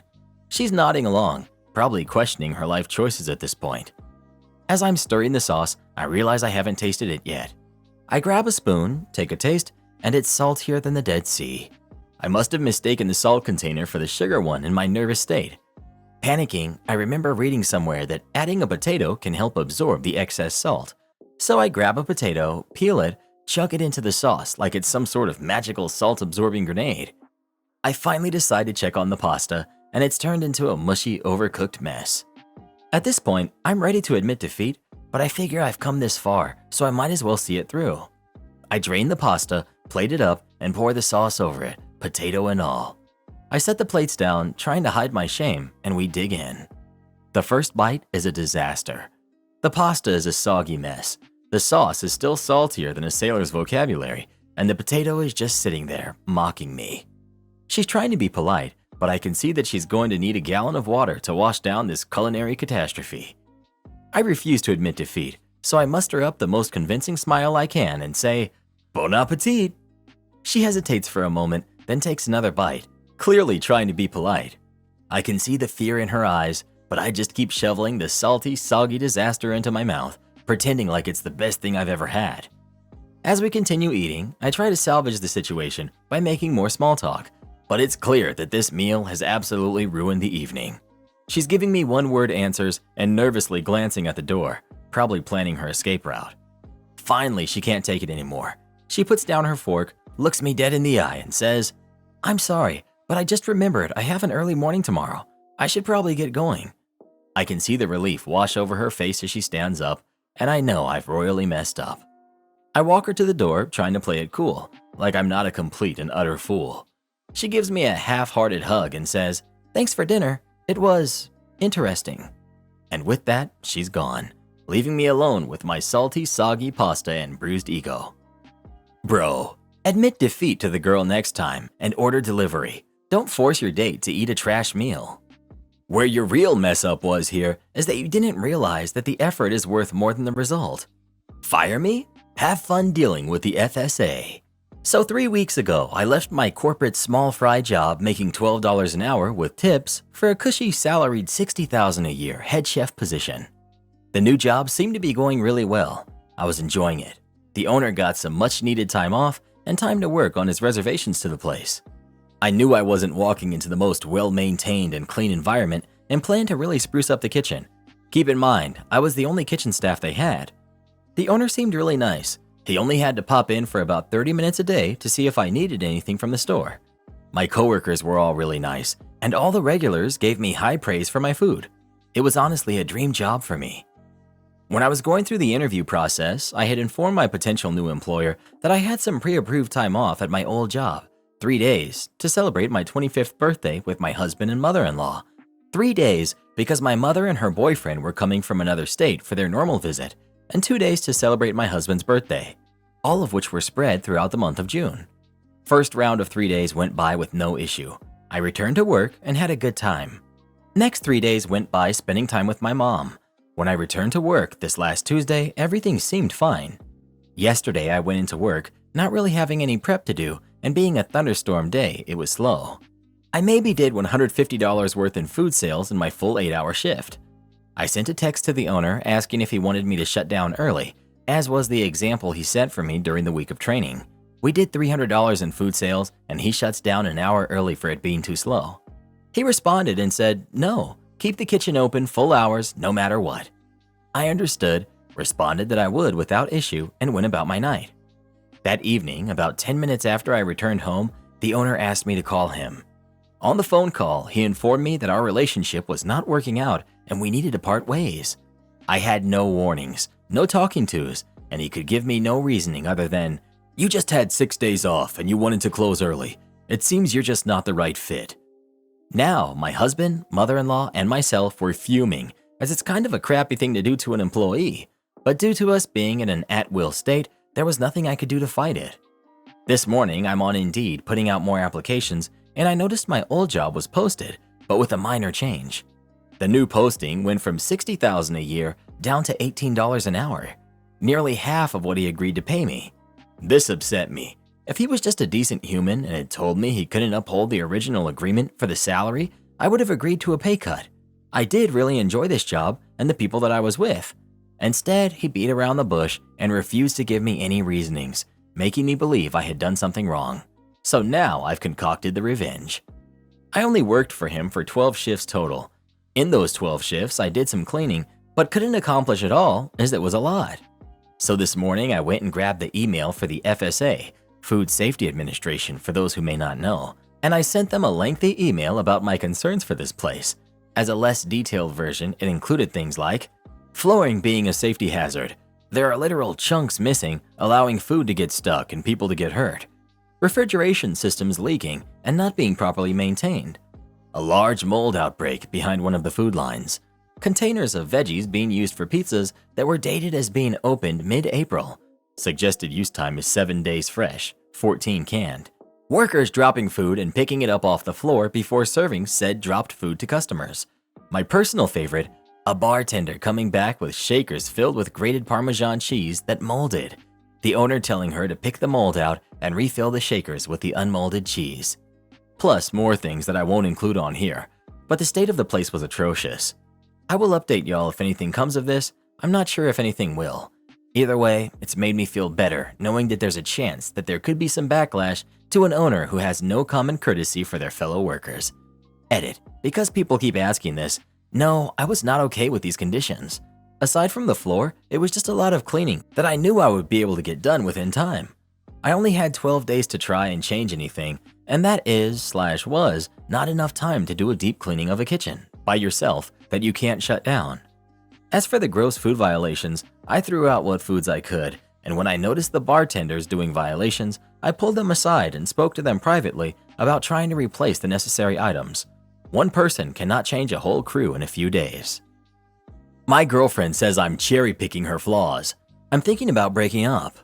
We're in an 8-month relationship. She's my first girlfriend. She has this thing where she takes hours, and I mean hours, to wake up every time. So every time I wake her up, I need to come back every 20 minutes and try to wake her up again, or otherwise she'll sleep until 3 to 4 p.m. She's very grumpy whenever I try to wake her up, and as soon as she wakes up, she's all over her phone. She has a daily screen time of 12 hours plus on average. I told her both of these things bother me, and she said, just because you don't spend time on your phone doesn't mean I'm not allowed to, which I totally agree with. But like, when I leave the room to grab a drink, literally for a minute, she's already all over her phone. I just feel like it's unhealthy. And about the sleep thing, she said I don't let her rest. She sleeps for 12 plus hours every day, and I stopped even bothering to wake her up. Today, she refused to eat the food I made for her because it's too oily, and I understand. She's trying to keep her diet clean, and got angry and said she was going home. My plate was less oily than hers, but she wouldn't even eat my plate. On occasions, I feel like I'm walking on eggshells when talking to her. She can get angry out of the blue, and that can last from minutes to hours, depending on what the reason is. A few days ago, she got mad because I didn't tell her it's raining, although I was bedridden and sleeping because I had a fever. She got really angry, and I spent the whole evening trying to cheer her up. Sometimes she'll just leave and ignore me when things don't go her way. Whenever I don't want to do what she wants to do, she gets upset and says, "Fine, I'll just walk by myself. You never want to do the things I want to do." Although ever since the relationship started, I've been trying to please her. Recently, I feel like we've been growing apart. She's on her weight loss journey, and I'm in my first internship program, and we both just focus on ourselves, seeing each other less and less. Today, after the food argument, we talked about this. I told her about the things that have been bothering me, and I told her I'm not really enjoying the relationship all that much. She said, "Maybe you should find someone that was raised by parents like yours." My parents are very toxic, and I still live with them since I can't afford to live by myself, and that really hurt. She said she can't change, and she thinks I'm looking for someone like myself, and that there are other parents like mine that can raise the kind of kids like I am. I don't know whether that was an insult pointed towards me or my parents, but it wasn't a nice thing to say. I'm unsure whether I'd want to be with a lazy person, but I'm unsure whether she's lazy. That's a subjective thing. But to me, spending most of your time on your phone and sleeping 12 hours a day is laziness. She is very supportive of me, she encourages me, and she helps out when needed. She's in general a sweet soul, but I'm not sure we're meant for each other as we have different values and views. Should I try to make it work since I love her and sincerely enjoy most of the moments we spend, or should I call it quits and just work on myself? So the whole point of dating is that you're supposed to try out people. There shouldn't be this much grief early on in a relationship. This should be the honeymoon phase. Break up, date around. You should break up. You two are so young. You've been together for only 8 months and have totally different ways you want to live your lives. It's clearly not a great match. You can have awesome times and very strong feelings for people who are not good matches. This is good practice for the future when you will sadly have to end relationships with other people who are also not good matches in some ways, but who are much more nicer to be around. If you want permission to break up, you have it. But if she sleeps for 12 hours a day, she needs to see a doctor and get evaluated for things like hypothyroidism. That's not normal. Well, what would you do in this situation? Would you stay in the relationship or break up with them? Please let us know. If you're an active person, always getting things done and you stay on your grind, do yourself a huge favor and don't date a lazy person. You will end up losing your mind. Am I the jerk for not helping my family's restaurant because my brother was being paid and I wasn't? So I'm 17, female. My parents recently came into a fair bit of money, inheritance from my mom's side, and decided to buy out a local ice cream shop that was going out of business. They love that place because it's where they met, and it has a ton of sentimental meaning to them. They also hired my 18-year-old brother to work there because they want him to have a job experience before going off to college. They didn't offer to hire me, and I didn't ask because I already have a fast food job. Anyway, my house is pretty close to the shop, and my friends and I decided to meet up there yesterday for ice cream and to hang out. For reference, we're a group of 4 high schoolers. It was pretty busy, so we got in line. About a minute in, my brother came out of the back and waved me over. He handed me an apron and asked me to help out his coworker in the back because they had to clean the machines ASAP, but my brother had to open a second register because of how busy it was. I refused on the grounds that I wasn't being paid, and he said that I had to help out because it's the family business and because of how swamped the place was and how panicked his coworker was. He even offered to let my friends skip the line if I helped out for 10 minutes to give his coworker a hand and said I owed it to him to help out because I brought such a big group in. I decided that that would cause a scene in a packed shop and refused again. He huffed and waved me off, then went to open the second register. I went back to my friends and the rest of our meetup went well, but my brother kept giving me angry looks until we got our cones and left. Later that night, my parents confronted me and said that what I did was petty. They told me to work a shift the next day to make up for it, but backed off once I reminded them that I have an actual job that I was scheduled to work pretty much all day the next day. I ended up getting off scot-free, however my whole family maintains that I'm petty and lazy, and now I'm wondering if they're right. So, am I the jerk? Not the jerk. This is one of the most black and white situations I've ever seen. If brother was just working to support the business, not taking salary, then I can see how your family would expect you to step up and contribute. But he gets paid, and your family expects you to work for free? Not the jerk. Bottom line is, you don't have to work if you're not getting paid. You're not an employee, and you have no obligation to that shop. If your parents wanted someone to help your brother, they could have come in themselves. My Karen fiance is demanding to be in my family's Christmas card.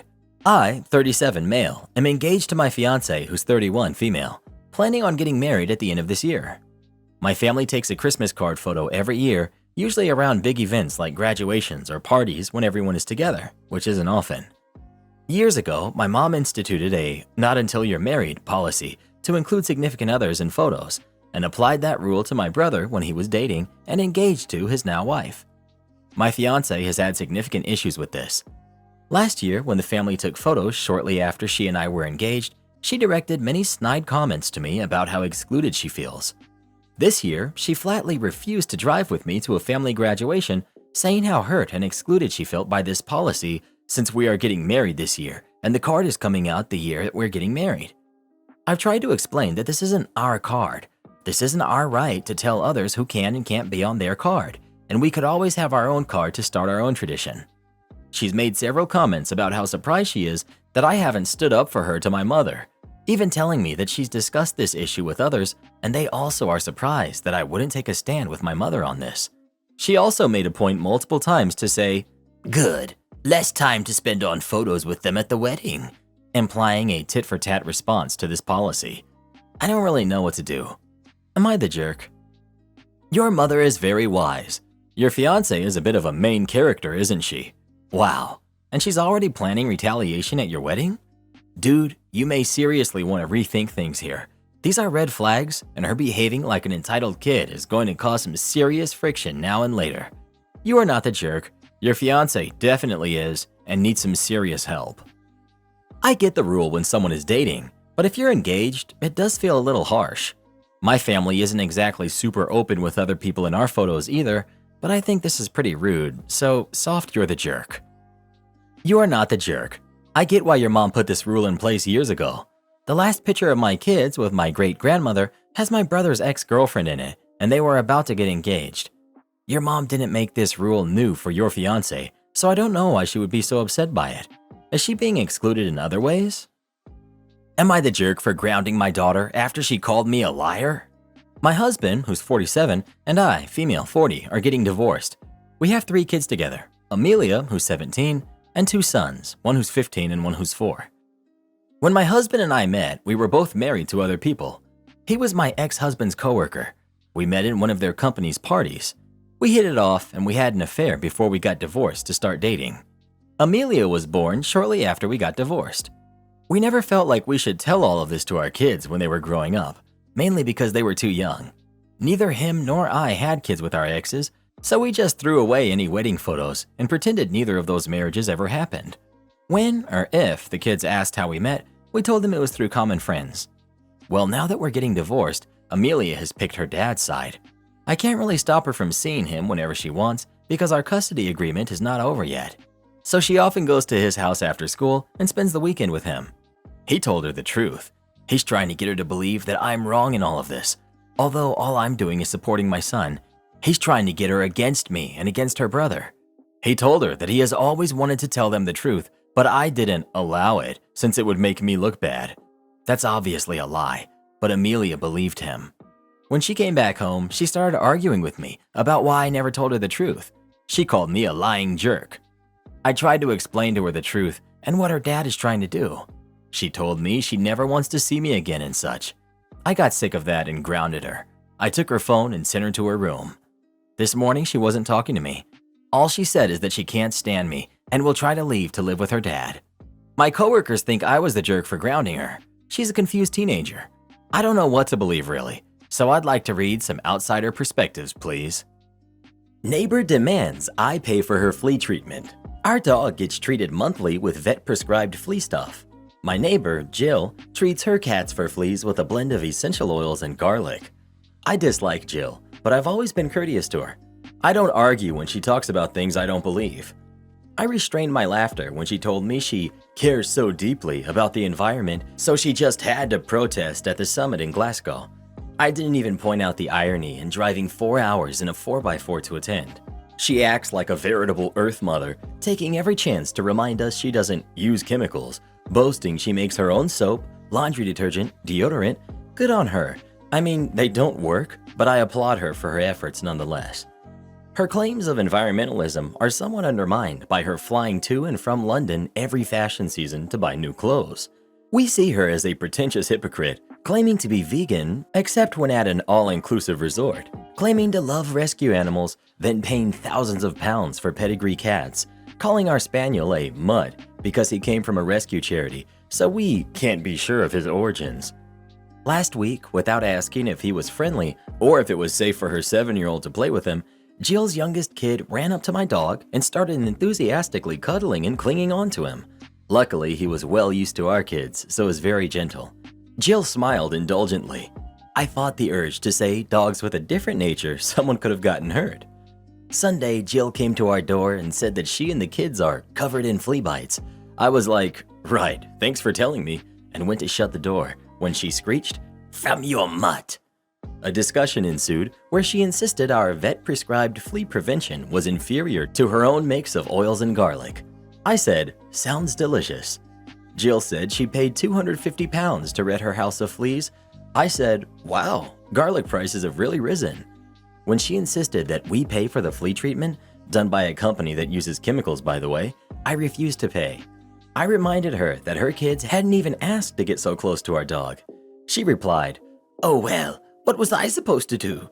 My sister says it was judgmental of me to reply, parent them. I felt 100% in the right. My wife supports me.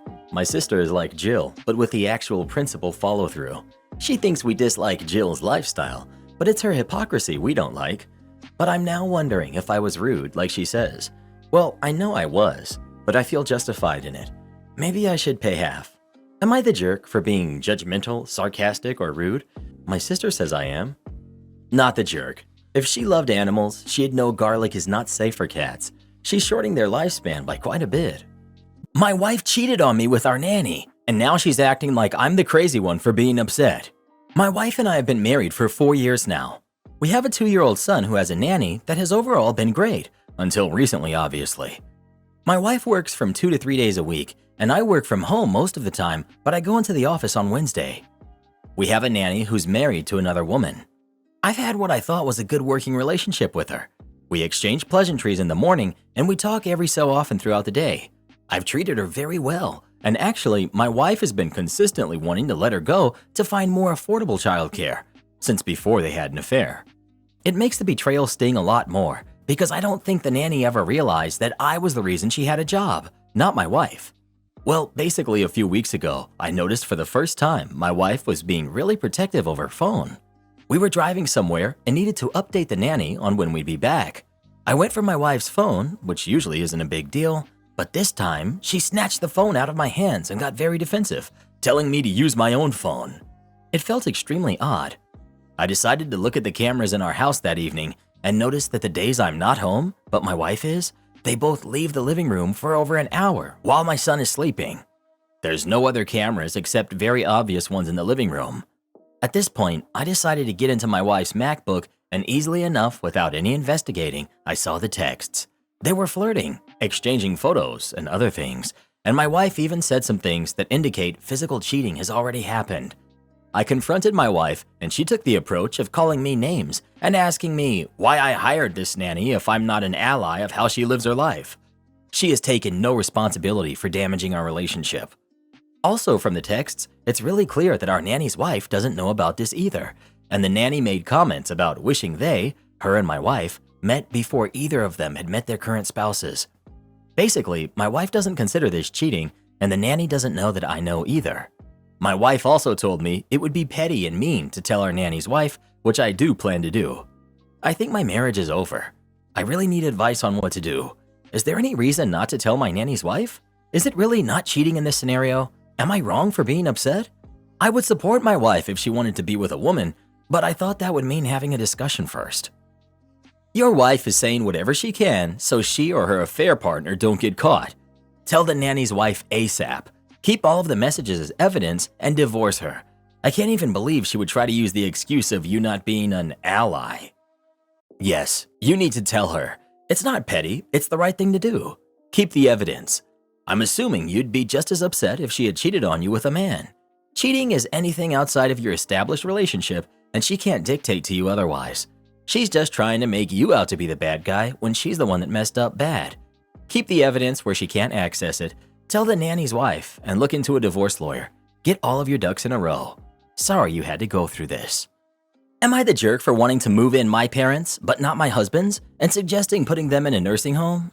I, 35 female, have owned our home since before marriage, and we have a prenup. In day-to-day life, we refer to it as our home, but my husband, who's 37, has never paid anything towards it and has no legal rights to it. All of our parents are still alive, but my husband and I were both the youngest kids, and our parents are all much older. His mom has some dementia, and his dad has some major mobility issues. They can no longer stay in their home. Due to mother-in-law wandering the street recently, adult social services has been involved. He has 2 siblings. One is an addict and the other's in prison. The other has 4 kids and lives in a 2-bedroom apartment. Neither of his siblings can take them in, so it's us or a nursing home. Both of my parents are older and have recently retired.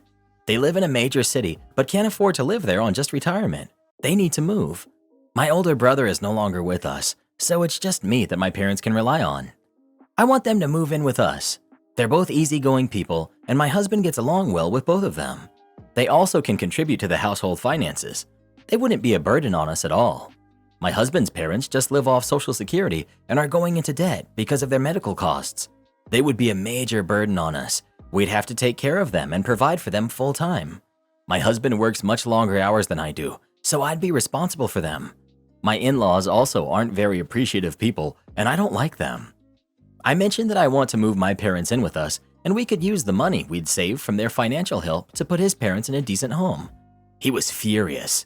He thinks we should take his parents in, and my parents can just move somewhere cheaper and manage their own retirement funds fine. I don't think this is reasonable at all. I expressed that he doesn't have time to look after his medically needy parents, nor can he afford in-home health care.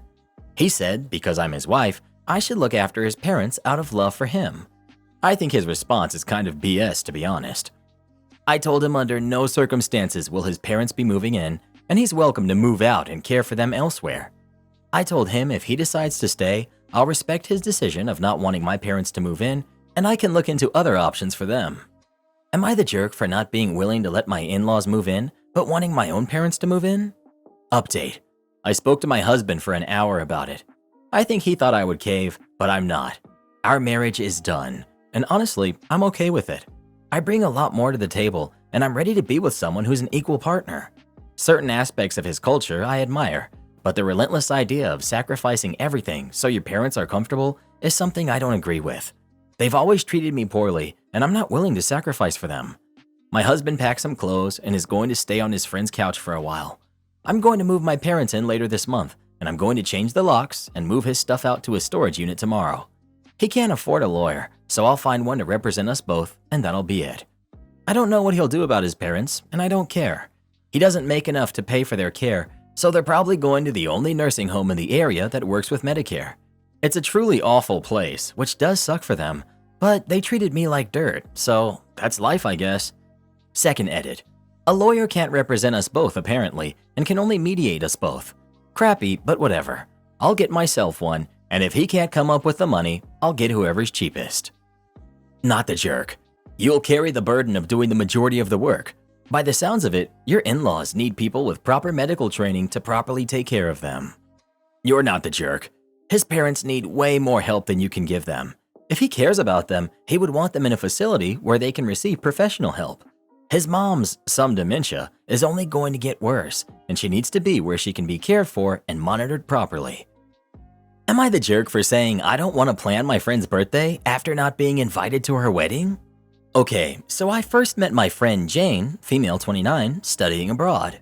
We were really good friends during our travels, and after college, we actively stayed in touch, visiting each other in our respective different cities. I met her boyfriend, Bob, now husband, when they first started dating, and have met her college friends and parents. Bob and Jane decided to move to my city right before lockdown, so during lockdown, we were in each other's bubbles. We've celebrated each other's birthdays, we've had Friendsgiving, Christmas parties together, etc. 2021, Bob and Jane got engaged in August, and when they came back, I threw them an engagement party. I bought her this wine glass that said wedding planning wine glass, and every time she used it, she would text me a photo of her with it. In 2022, I threw Bob a 30th birthday party, but then this was also the first year I wasn't invited to her birthday. I had texted Bob asking what the plan was, and he told me they were going out of the state for her birthday. However, on Instagram, I saw them posting pictures of them renting a cabin with some friends, so I felt awkward. Then I wasn't invited to the bachelorette party. I didn't find this too big of a deal because Jane has some really close childhood friends and sorority friends, but then nothing about the wedding. The wedding happened this May, and it was a big wedding, like 200 people probably, and I wasn't invited. I was really hurt to say the least, but I didn't say anything. I just tried to move on. I haven't talked to them really since before the wedding. They didn't wish me a happy birthday, and they couldn't attend my birthday shindig because they were out of town. I'm noticing that if I don't reach out to either of them, they don't reach out to me at all. Now Bob has reached out and asked me to plan Jane's birthday party because he says I'm the best at planning these things. And I told him I was hurt about not being invited, and he said, "Well, we had limited space. Don't make it a big deal. We want you to be at her birthday." I really don't want to do it, and I don't really feel any desire to be friends with them. Am I being a petty jerk? Edit. To clarify about Bob's birthday party, Jane asked me to help plan it. That was the last time I've seen them in person, March of 2022. Not the jerk. Space at the wedding wasn't a problem if they had 200 guests. They don't want you to be at her birthday, they want your skills in planning out her birthday. Bob said as much. Tell Bob there are obviously around 200 people that they're closer to than you, so he should ask one of those people to plan the party instead. Not the jerk. Not the jerk. How are they not going to invite you to their wedding, then expect you to not only come to their birthday party, but to help plan it? They obviously don't view you as a friend, but as an event planner. Dump them. Schooled in compliance. This happened in the late 80s, early 90s in the UK, but the compliance runs for over 5 years. Puberty hit me hard and early, just as I started high school. I was 11 years old. If that wasn't enough to deal with, it also saw, between the acne, eczema, psoriasis, my skin becoming a huge red and blotchy mess of blisters, acne breakouts to the point just laying down left little red spots on my shirts and bed sheets. Over the summer between first and second year, it got considerably worse. None of the medicated creams were helping, and the only time I got any sort of relief was when I was giving something else for the frequent chest infections I got, but that wasn't a long-term solution. The second year of high school gave us a whole new bunch of school rules to abide by. This is where the compliance begins. By the end of the first week of the year, I'd already had complaints about my appearance. My form tutor, Mrs. G, an amazing woman, understood the issues I was having, not just with the skin, but my home life too. My folks had split, so our income wasn't great. Mom worked 2 jobs, and her mental health wasn't the best either, dealing with a messy divorce, etc. But apparently, the little stains on my shirt were against the new business-like dress code, meant to prepare us for our work lives after school. So letters went home, and I got a detention. Mom was annoyed, so we instigated an undershirt rule and short-sleeve shirts to leave the worst areas open, and we got our GP to issue a medical note regarding my skin. After all, I was there almost every week, it seems. This wasn't enough, and the more unforgiving teachers really kicked up about my arms being on show and using the words appalling and detrimental to the learning environment, despite my classmates knowing about the issues and not being overly bothered. So I was told off again, and this time sent up to the head of year tutor for a formal meeting, now Mr. E. He was a rather amiable older guy who taught languages, and he had a well-known catchphrase in the school. I like it. I do it myself, just not in school, which was used liberally when he caught students doing things they weren't supposed to be doing. He was apologetic, knowing it was a medical issue, and he requested the GP to do something, repeating the line about it being detrimental to the learning environment, and that being in the business of learning, I had to conform. I was given 14 days for my skin to improve, or I would be placed in more detentions as per policy. 2 weeks go by, and my skin from stress was breaking out everywhere, so I end up in detention each night for a week, missing the school bus, which really upset my mom and her boss, given she had to come and collect me, since it would have taken me over an hour to walk home. Each time, Mr. E or another year tutor was there complaining about the state of my skin and asking why I wasn't taken to a doctor. Each time, my mom showing the appointment slips and notes from the GP. Finally, it seemed like my arms were settling just as my face erupted with acne and shaving my face was a mess. This upset the school even more. So my mom suggested that one of the teachers, like Mr. E, attend a doctor's appointment with me and to tell the doctor what they thought. They discussed this, and eventually it was decided that the teacher to come along was Mr. E himself.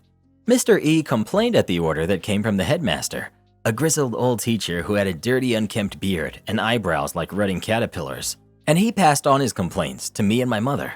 I did my best to ignore his eyes that seemed to be drilling into me angrily. As my mom went in to speak to my doctor first for her appointment, she explained what was happening as I was called in next. Mr. E stormed into the room ahead of me, immediately trying to lay down school rules. I remember phrases like, "This is school policy," and "Our job is to prepare them for working life," and "I don't care about side effects of medication. It needs to be done now." The doctor looked down over his glasses and just asked, "You sure?" smiling at my mom.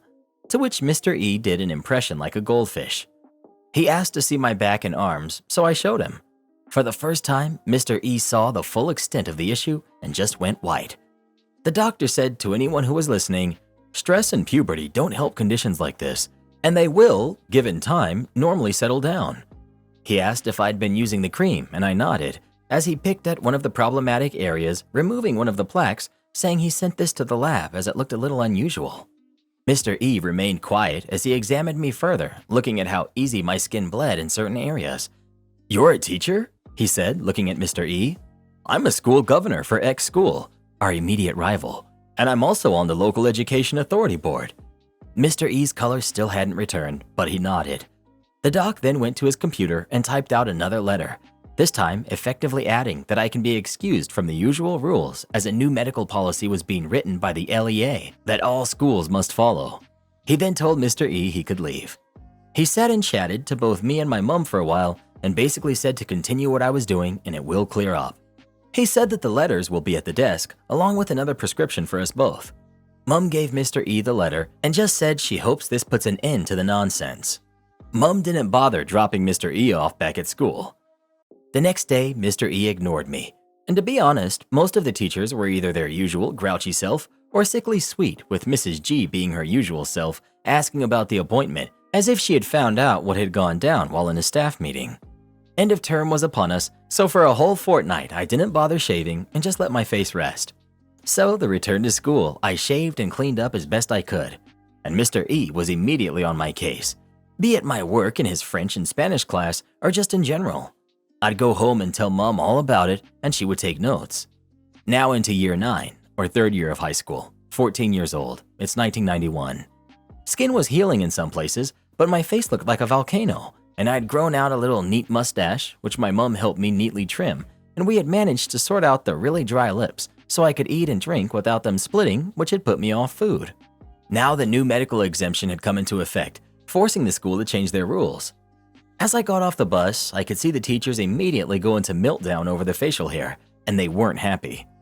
I got to lunchtime before I was dragged by my collar into the year's tutor office and had 3 of them and a deputy head lay into me about it. They demanded I remove it, handing me a single cheap razor that looked as if it had been used. I refused to shave, citing my medical note, and that I wouldn't use someone else's razor purely for my own safety given the existing issues. So I was sent home. It seems my mom had been called, so she had called the doctor about it given his role in the LEA.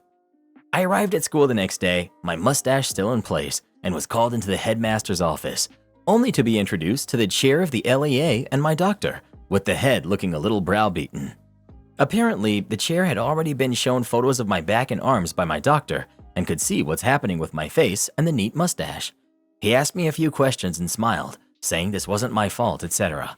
And that a new rule, especially for my school, was being put in place, and it would be checked frequently, and I or any student could ask for a surprise check to be made by LEA staff.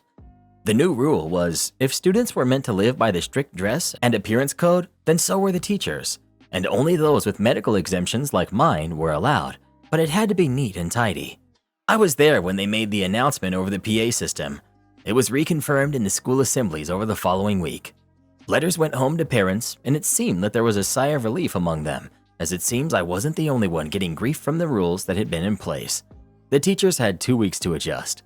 The whole LEA was there to check the teachers, and a number had public meltdowns in regard to their appearance, including the deputy head. Mrs. B, who normally wore layers of makeup and blue eyeshadow, who swore up and down she was exempt because she was the deputy head. Stories spread around the school like wildfire. Even Mr. R, the headmaster, lost his beard. Yes, I got more grief about it, but Mrs. G kept them away from my grades. The mustache stayed until the end of my time in high school. Funnily enough, over that summer, my skin seemed to clear up almost instantaneously. So by my first day of college to do my A-levels, my face was clear and I could shave off the mustache. My brother attended the school the September after I left. The teachers didn't give him a hard time for fear of what he would do, but the firm rules stayed in place about teachers' appearance until the school merged with the rival back in 2013. My friend sent me a screenshot of an active and verified Tinder profile of my boyfriend. A friend of mine sent me some screenshots of a Tinder profile that had an active badge, indicating that the profile was online in the past 2 hours, and it was verified. The profile had several photos of my boyfriend, so I asked him about it. He insisted that it was a fake profile, claiming that he had encountered similar situations before where someone else used his pictures. He also stated that he had deleted his Tinder account a long time ago. What struck me as odd was that the profile showed the user being last online 3 kilometers away from his home, which is quite far, even considering GPS inaccuracies. I found all of this strange because verified profiles usually require selfies with specific gestures. Additionally, the profile included many of my boyfriend's real hobbies, personality traits, college courses, and profession. If the profile was indeed fake, it would have been created by someone who knows him quite well. Things took a turn for the worse when I asked him to download Tinder and log in with his account. I expected him to download it and show me that he didn't have an account, or if he did, that it was inactive and the other profile was indeed fake. However, he refused, emphasizing that relationships are built on trust and that I should trust him, especially because I had wrongly suspected him in the past and he was tired of having to prove himself. Now I'm at a loss. I love him and want to trust him, but the profile seemed very convincing with its numerous photos, accurate description, and verification. He could have just spent the 5 minutes showing me his account to put my mind at ease, but instead, he insisted on the importance of trust. The only thing he did was show me that all the photos from the profile were available on his Instagram at some point since last year, suggesting that someone could have used them. Another odd thing is that he didn't seem bothered by the verified fake profile using his photos. I mean, who wouldn't be upset by that? I even offered to help find the fake profile, but he showed no interest whatsoever. I'm not sure what to do now. Should I ignore this and just blindly trust him? Update. The profile existed for at least 6 months, which is a significant achievement for a fake profile. I know this because a friend had already chatted with that profile in January. The funniest part is that right after I left my boyfriend's home, the profile suddenly got deleted. What a coincidence, right? A 6-month-old fake profile being deleted on the exact same day I confronted my boyfriend about it. It's definitely his account. You knew this when he wouldn't show you him logging in. Relationships are based on trust, he says, while not giving you any reason to trust him. Says it all, really. I'd be done with him. He's not interested in your comfort. That's a deal breaker. Am I the jerk for being petty when my cousin kicked me off her Hulu account? I, female 23, am currently in college. I live with roommates and I don't have a lot of money at the moment. I can afford necessities, but I need to count my pennies before buying any luxuries. I have a cousin, Jean, who's 27, who I'm fairly close with. I don't have any siblings, and I think of her as the sister I never had. Last year, I was in a much better financial position. It eventually went downhill due to me being unexpectedly laid off from my job and a bunch of surprise expenses, hence why I'm not doing so great now. Last year, Jean was in a tough spot as she had car problems and had to move back in with her parents after getting evicted from her apartment. She was working a minimum wage job and was really struggling. I paid the mechanic bill for her car, which was around $300, and I loaned Jean an additional $900 to help her with expenses. I know the whole deal about loaning family members money and wasn't too worried about whether or not she'd ever pay me back. Jean paid me back $400 5 months later and told me she'd pay back the rest when she could, but she never did. Once again, I don't mind. I know she needed the money. I'd feel absolutely horrible if I watched her be unable to afford necessities when I could have helped. But here's where I may be the jerk. A couple of months ago, Jean started a Hulu account that she pays for. She gave me the login and told me I can use it. Last week, I noticed that I couldn't log into the account and I texted Jean to ask about it. She read the text but didn't respond for a few hours, so I called her. Her boyfriend picked up and he told me that they changed the password and explained that he doesn't think it's reasonable that I get to use their Hulu without paying for it. He said if I want to share the account again, I should contribute to cover the cost of upgrading the subscription to unlimited devices. I told him that's fine, but no thanks, I'd rather not then. I'll get my streaming fix elsewhere. I may have come off as abrupt or blunt, I guess, because Jean later called me and accused me of being condescending and disrespectful to her boyfriend. I apologized and told her I didn't mean to come off that way and repeated our conversation to her. Jean said she was sorry, but they can't let me freeload. I laughed and told Jean that she can't possibly be calling me a freeloader. She said I am if I'm just going to use her for the subscription. I told her that I thought we had a relationship where we helped each other out and brought up the money I loaned her, which she hadn't even paid back fully. Jean called me petty and said that doesn't make me entitled to use her account. I told her I don't even care about the Hulu account. She said I'm materialistic for keeping score and told me to leave her alone and hung up the phone. My aunt and parents are now also saying I'm petty and telling me to apologize to Jean as I'm not treating her like a good family member. Am I the jerk? Not the jerk. It's not keeping score to remind her that she owes you $500 or that you gifted her $300. If you talk to her boyfriend again, ask if he's the one who's going to be setting up the repayment schedule. She should be paying you interest. This is ridiculous freeloading on her part. And until your aunt and parents make good on her debt for her, they have nothing to say on the matter. Not the jerk, and never ever loan her money again. It's also gross that she's letting her boyfriend interfere in her relationships with others. I would distance myself from them. Today I messed up thinking we had bed bugs. My wife and I have been a bit itchy lately and started noticing small bite marks. Then the other night I noticed a small bug crawling on me, probably the size of a poppy seed. I started inspecting the bed more and discovered dozens of them around our head and pillow area. After doing a bunch of online research, it really seemed like they were bed bugs. We started going through the signs and felt so stupid. We had seen some black splotches on our pillows and thought it was just sweat spots, but now realizing that it was from the bed bugs. I had seen some random specks of dirt in the bed and thought nothing of it, but then realized it must have been from the bed bug shells. We notified our landlord, but he wouldn't pay for treatment and said since it wasn't an apartment that it was our responsibility because we must have gotten some old furniture or clothes that brought the bugs in with them. We thought about it, but couldn't think of any other way that the bugs came.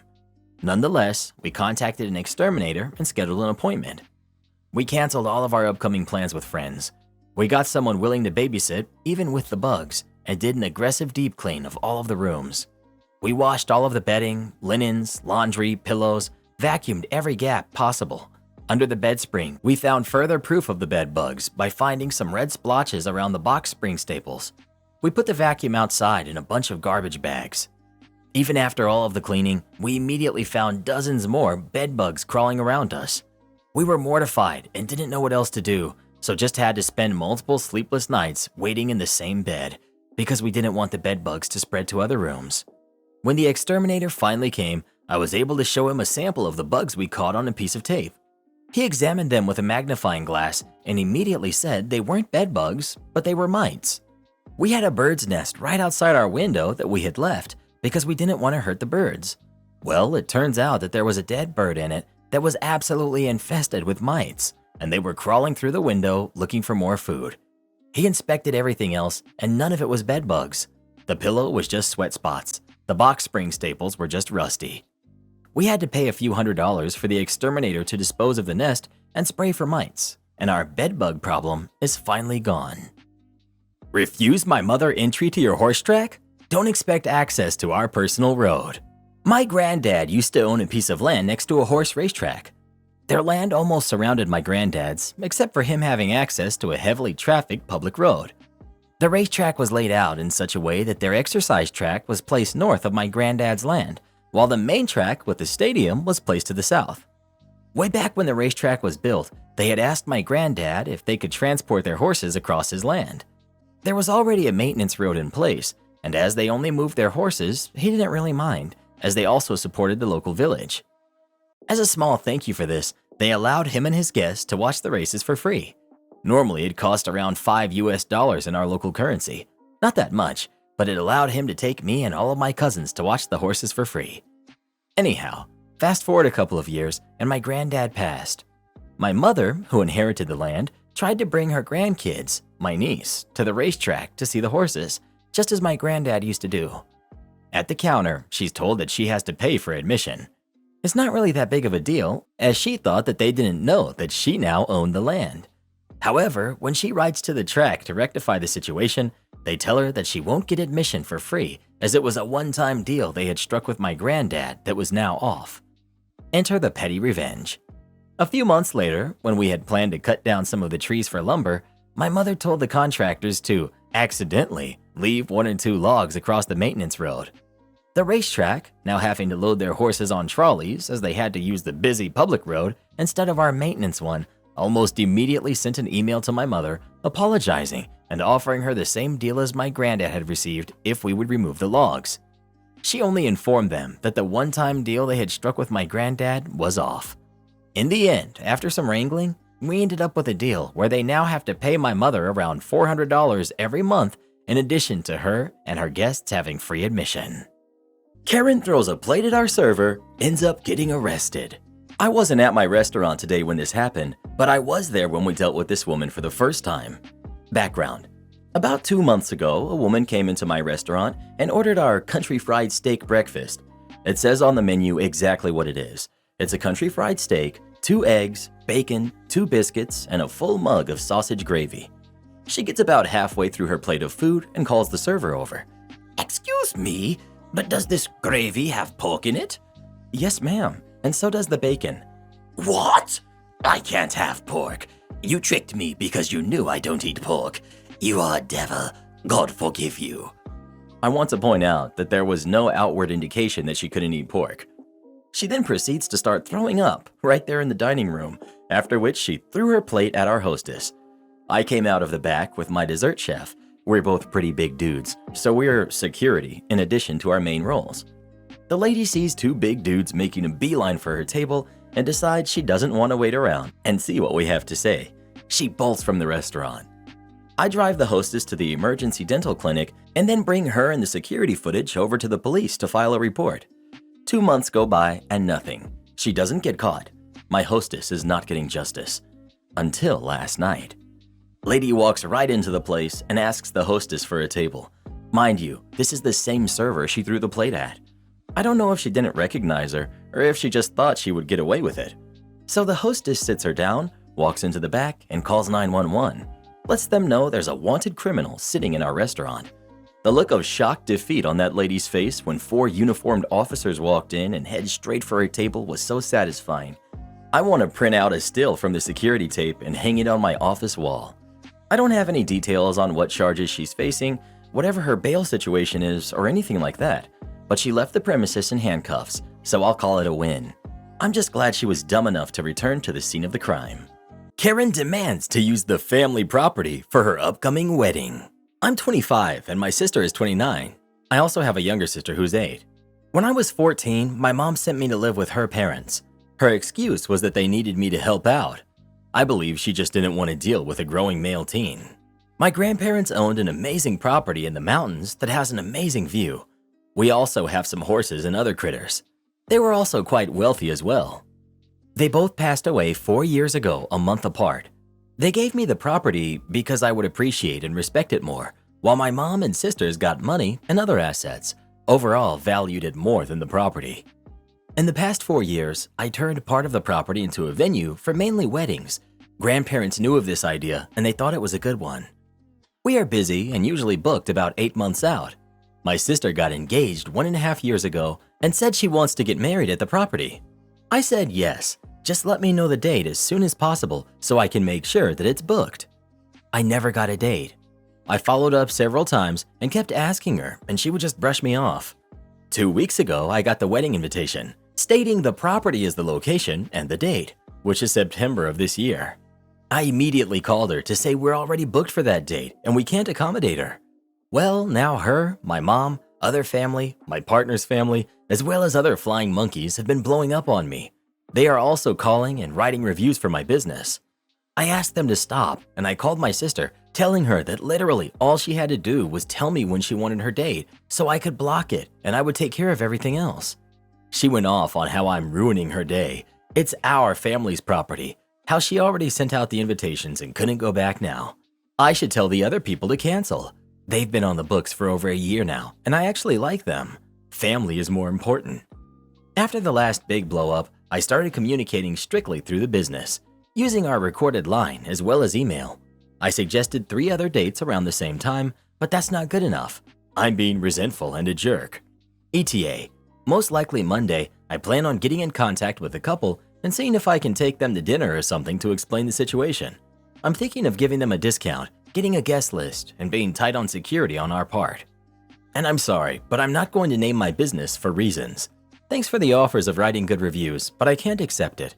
I like to earn everything I have or am given.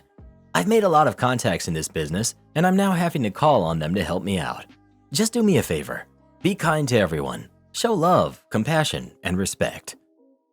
Not the jerk, but your sister is a giant jerk for expecting you to cancel another couple's date for, what, selfish family? She needed to tell you the date, and she didn't. That's on her.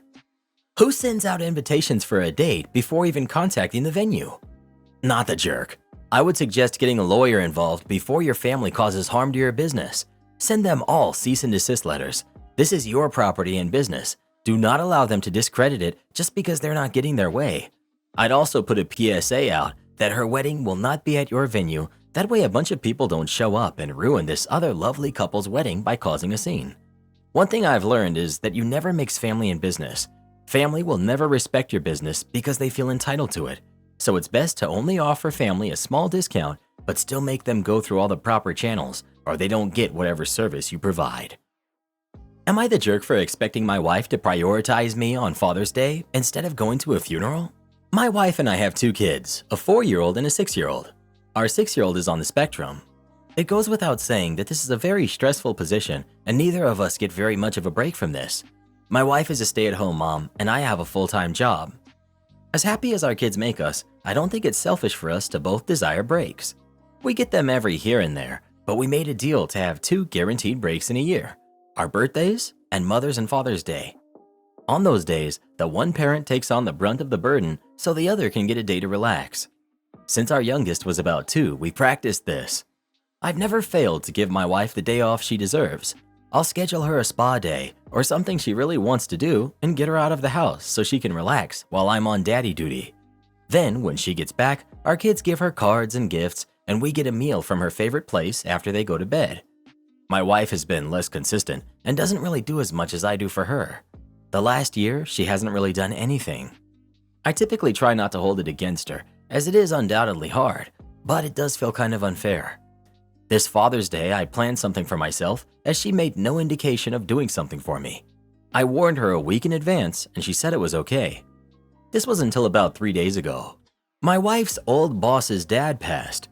She was invited to the funeral by the boss and she chose to attend it, which was about 2 hours away. As a result, I had to cancel all of my plans and take care of the kids. She was supposed to be home at around 5 in the evening, but she didn't get home until around 10. The kids were already asleep and my wife neglected to help them even get a Father's Day card for me. We got into a huge argument when she got back. I told her that I felt like she really dropped the ball on this and didn't give me a break like I usually do for her. She told me that she's home with the kids all day, just about every day, and I only have to help out after work, and as far as she's concerned, I regularly get a break and she doesn't. I told her working isn't a break and that I really was looking forward to today. She said that someone had passed and I was being completely selfish trying to make it about me.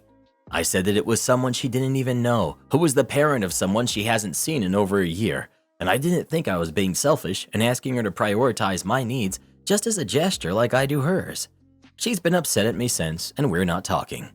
Am I the jerk? Edit. My wife is not hooking up with her boss.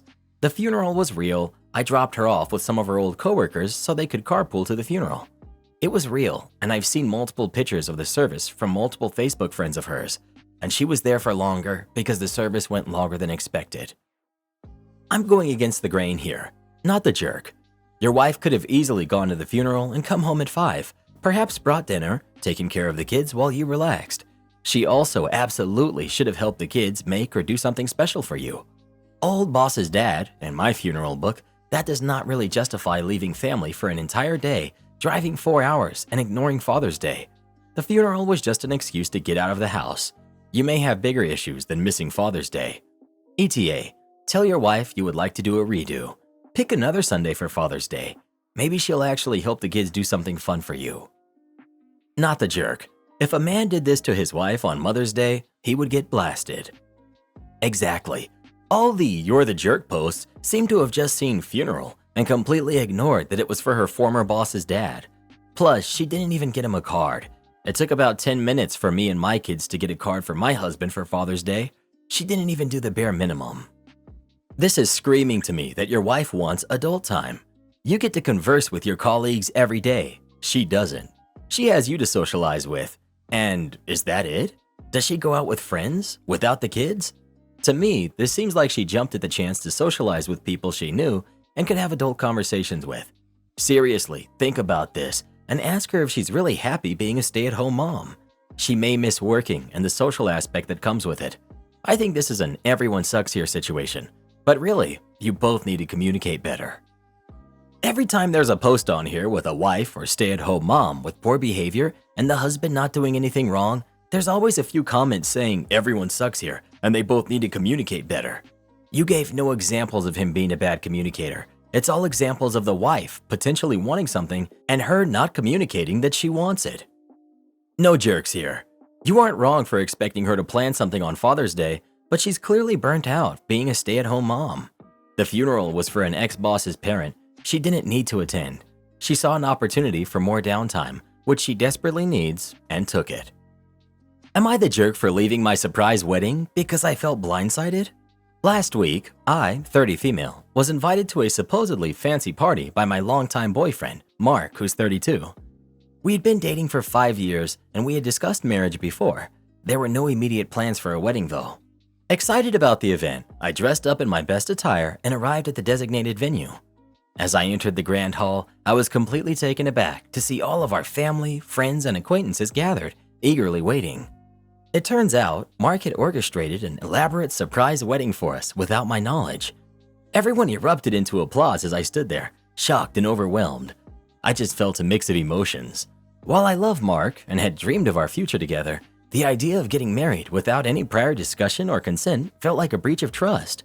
So I pulled Mark aside and tried to express my concerns and reservations about the surprise wedding. I explained that I wanted a say in the planning process, to be a part of the decision-making, and to have the chance to prepare mentally and emotionally for such a significant milestone in our lives. However, Mark dismissed my concerns, saying that he thought it would be a romantic gesture and that I would be thrilled.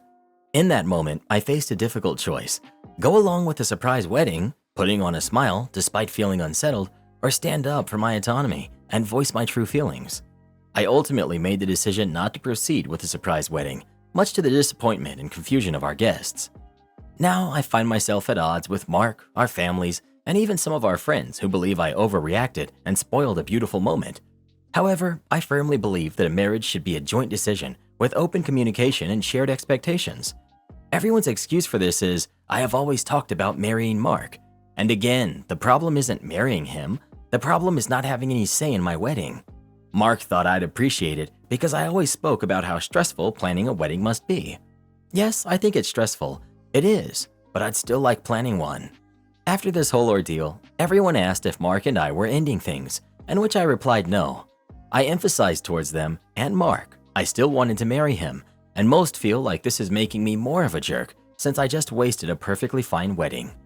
So, am I the jerk for refusing to attend my own surprise wedding, even though it was intended as a romantic gesture? Edit.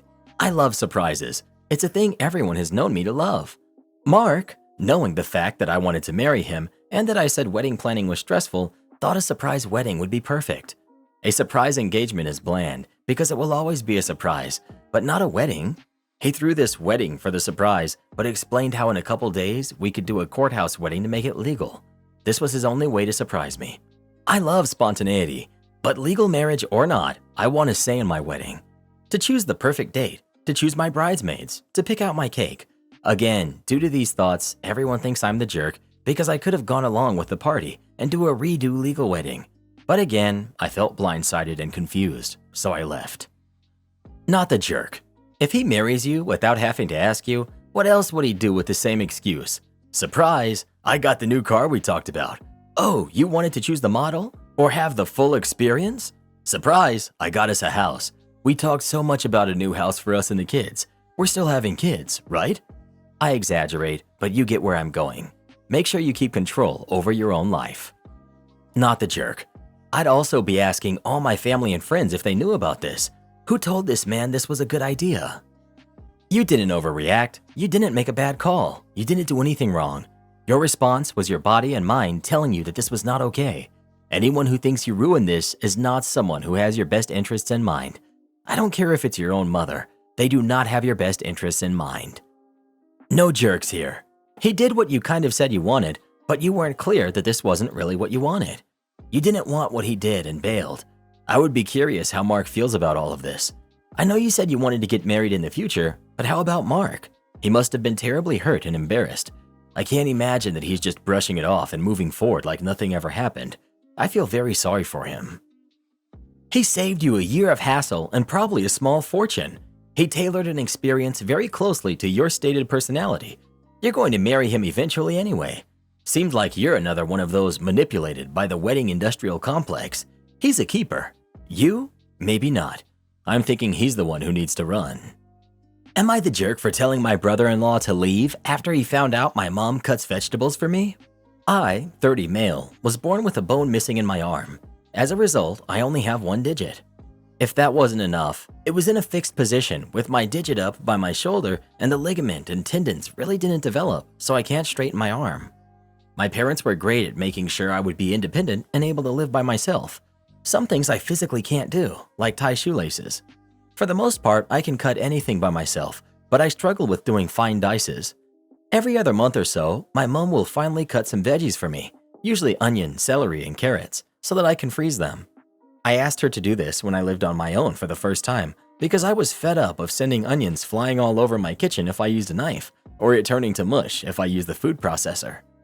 When my girlfriend, who's 28, started dating me, she told me that she couldn't cook, but also didn't have an interest in learning to cook. I said this was fine because I like to cook, so when she moved in, I became the de facto cook. She has never expressed a problem with my mom cutting vegetables for me. She actually preferred it, as she has said she couldn't cut them finely for me. Her brother, who's 35, is currently staying with us and has been for the last 4 weeks since his ex threw him out because of how lazy he is. He doesn't have a job. I don't think he has for the 3 years I've been with girlfriend, nor is he looking for one. He also doesn't help around the house. We were his last resort because no one else would take him in, not even their parents. My mom comes over yesterday with the freezer bags of diced veggies for me. Brother-in-law was annoyed when he saw my mom with the veggies because that morning, girlfriend and I had spoken to him about not being so lazy and getting a job because he's an adult and needs to stop relying on people like a kid. Girlfriend's words, not mine. He was annoyed because he saw me as being a hypocrite because I was getting my mom to cut things for me like a kid. After my mom left, he accused her of coddling me and treating me like I'm incompetent. For me, this was a crossed line because this is something I physically can't do and my mom is just being helpful. I told brother-in-law that I wanted him to leave and that he was no longer welcome in my home. Girlfriend moved in with me to my house. Girlfriend was upset that I asked her brother to leave as I made a decision without her input and she left with him. Since brother-in-law and girlfriend have left, I have texts from him and their family accusing me of being a mummy's boy, telling me I need to cut the apron strings and cut my own vegetables like an adult. Girlfriend hasn't answered my texts. Am I the jerk for telling my brother-in-law to leave? Edit. I do use frozen veggies. They are great for a lot of applications, but definitely not for fresh eating. I get some of the harder vegetables like butternut squash already cut up and frozen. Though frozen onions, I seem to only be able to get sliced. Update. So, girlfriend, well, ex-girlfriend, came around this afternoon to collect her belongings. It was very anticlimactic, but I'm not upset that she's gone because she's shown me her true colors, though she had blamed me for it all and not apologized for her or her brother's actions. She had written a post on her Facebook on Saturday basically bad-mouthing me, calling me all sorts of names, and said that I was a mummy's boy and refused to cut the apron strings. I didn't see it. I don't have Facebook, but my sister, who's 28, did, and she screenshotted and sent it to me. The comment section was a dumpster fire because her friends were saying things like, "Of course he needs help, he has one arm," and telling her that she should be helping me. She has since deleted the post. After my sister saw the post, she called our uncle to let him know what had happened and suggested that he came around and changed my locks for me because she doesn't trust ex-girlfriend and wanted to make sure I was safe. As ex-girlfriend left, my uncle arrived to change the locks, which angered her. She got upset and asked if we didn't trust her. I hesitated and my uncle smirked and said no. After ex-girlfriend left, my uncle teased me about it taking so long to realize she wasn't a nice person. None of them liked her, but didn't say anything because they could see I was happy. Apparently, she and my sister loathed each other as my sister was angry about the way she was treating me. I was just too enamored to see it. My sister has also sent me the number of one of her friends, Jane, who's 29, and told me that Jane is waiting for me to text her for a date when I'm ready, and that this is the last time she's giving me the number of a friend. I've known Jane for years through my sister. She's lovely and I do like her. We get on incredibly well, but Jane was in a long-term relationship before I got with my ex. Jane works as a chef in a local hotel and has previously offered to help me with chopping because she's a good egg. So there's that.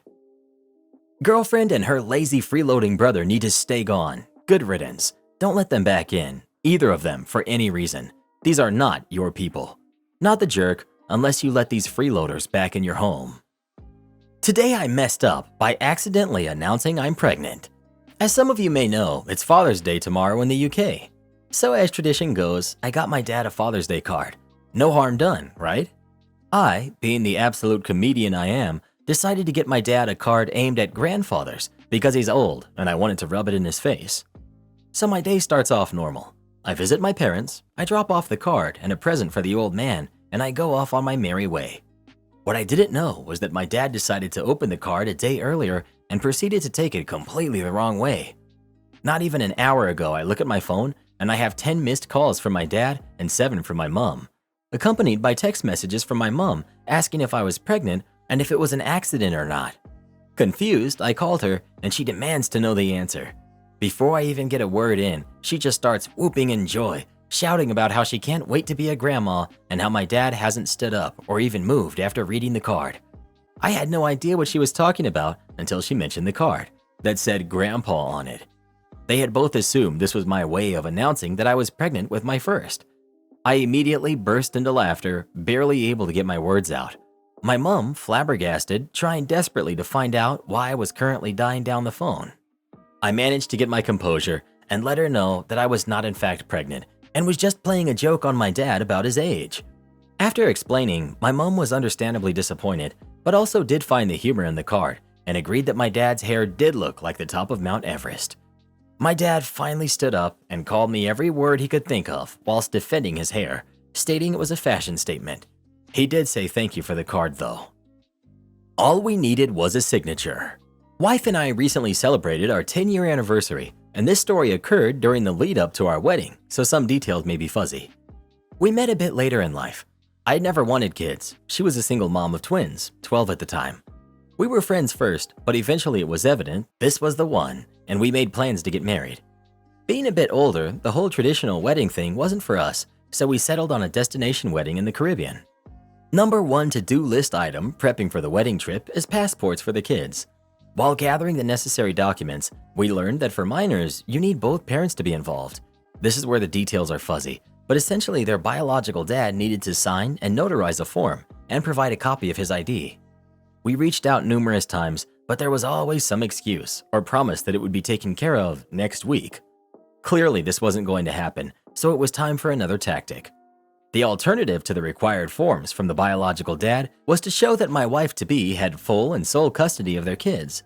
But since they were quite young when the kids arrived, they had never formalized any sort of custody agreement. The kids had just always been in the care of their mom. So we hire an attorney, go to court, and get the custody order. Biological dad didn't even bother to show up. Finally, passport application submitted, and all is well and good, except this whole fiasco was time-consuming and expensive. So now I'm feeling petty. While there wasn't, until recently, a custody order, there was an old support order. It was a pitiful monthly amount, but after being ignored for years, the outstanding balance had grown sizable. We contacted the government agency that handles such matters, but they would need to serve him with some paperwork to proceed. We provided what we thought was his address, his mother's address, some other family addresses, but ultimately he avoided service. Time to get creative. He and the kids were friends on social media, so I started doing some investigating to see what I could learn. It turns out he's quite involved in a local recreational sports league. They have custom jerseys and the whole 9 yards. From there, it was easy enough to find the league schedule online and discover that he and the team would be at XYZ Park on next Wednesday evening at 7. This information we provided to our contact at the government agency, who at this point had also taken an extra interest in the case. The story we hear a few days later is that the county sheriff showed up to the park on the date and time we provided, stops the game, walks onto the field, and serves biological dad with the paperwork. Eventually, this leads to a warrant for non-payment, and he has to pay a lump sum, about half of what the custody process cost us, to avoid jail. It would have been so much easier to just sign the forms, man. Am I the jerk for asking my boyfriend to scuba dive again after he almost had a panic attack? Hi everyone. The boyfriend is a bit angry with me at the minute, and it's got me wondering if I was in the wrong. My boyfriend, Josh, 22 male, and I, 22 female, booked ourselves in to do a scuba diving course in Tanzania. We started it a few days ago. It involves going through scuba theory, where we were tested, and we passed, and the instructors brought us to the beach to give us a go today. I really enjoyed it. My boyfriend less so. We're both strong swimmers, which is why we decided to try it. However, once my boyfriend got under the water, he started to panic.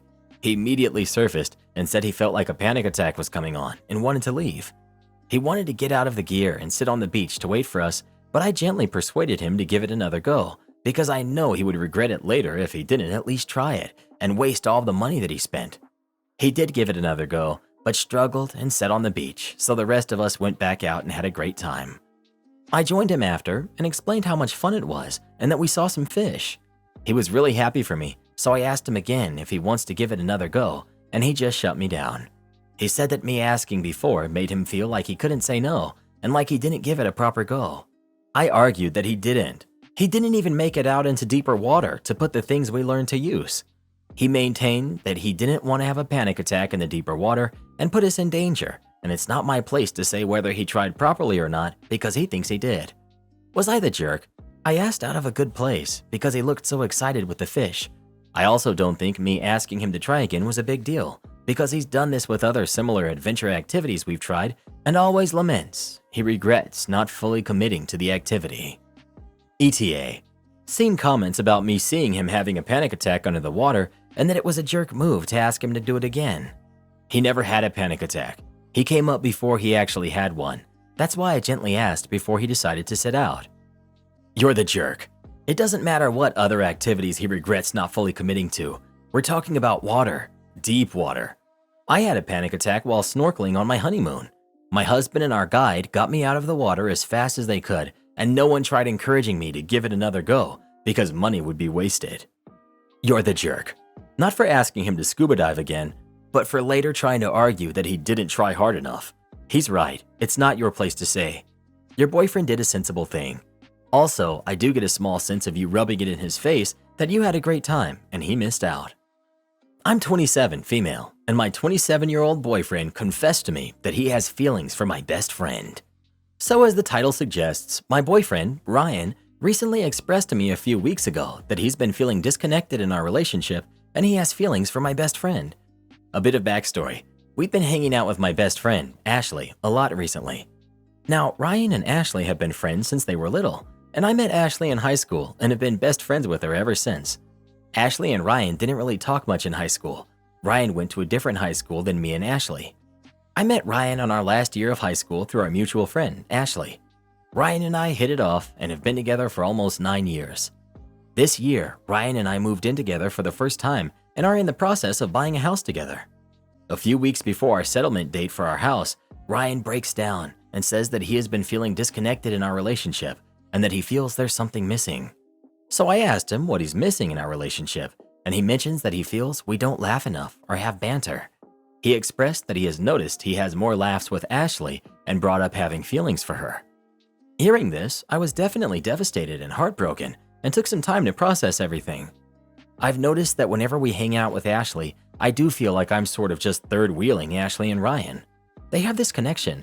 They always laugh and they're silly and goofy together. After realizing that he has feelings for Ashley, Ryan has proposed the idea of cutting her off completely.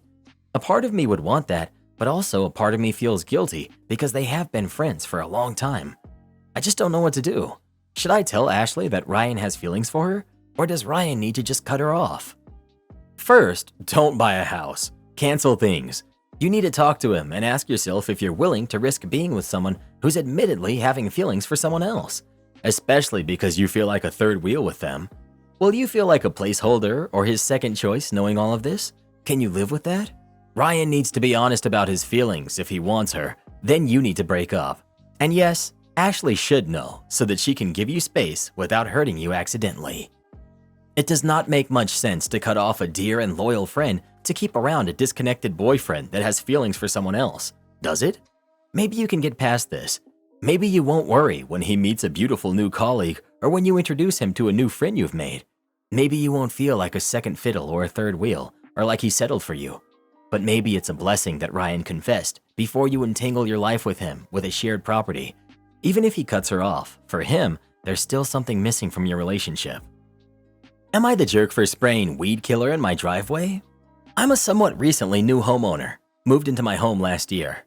My driveway is gravel, and if you're not familiar with gravel driveways, during the spring and summer months, you have to spray them regularly with weed and grass killer to keep your driveway from becoming an extension of your lawn. I've been doing this about weekly since I moved in, and it's been maintaining my driveway in good condition.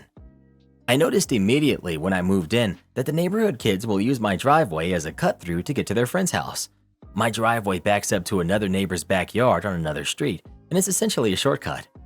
I want to be clear that I have no issue with the kids doing this, but I was a little bit peeved that the parents didn't ask me when I moved in as a courtesy. It's clear that they've been doing this for a while with the previous owners, but I still think it would have been respectful of them to make sure it was okay with me to continue. But whatever, no harm, no foul, until today. I sprayed my driveway as usual early this afternoon. As I was finishing up, the kids cut through. I stopped spraying while they were there, waved hello, and resumed once they had cleared the area. Thought that was the end of it, but I just got off the phone with a very angry mother of one of the kids. She told me I have no right to be spraying my driveway with harsh chemicals when the kids are around. I told her I've been doing this for nearly a year now, and it's necessary for me to maintain my property. I respectfully and politely informed her that if she has an issue with her kids being exposed to these chemicals, then they can find another way to get to their friend's house that does not involve cutting through my driveway. That is where she really doubled down and had the audacity to tell me that her kids have been using my driveway as a cut-through for much longer than I've lived in the home, and I have no right to come in and change the status quo. I then said that I have no issues with her kids using the driveway, but unless she would like to purchase the home for me and start paying my mortgage, she has no right to tell me what I can and can't spray on my driveway. Then I hung up. I fear I have now made an enemy of my neighbors, and it's about to get worse, and I'm regretting not simply apologizing and sucking it up. So, am I the jerk for spraying my driveway and refusing to stop when asked by a neighbor? And now you know why the last owner sold. Not the jerk. Put up a fence so no one can cut through the yard.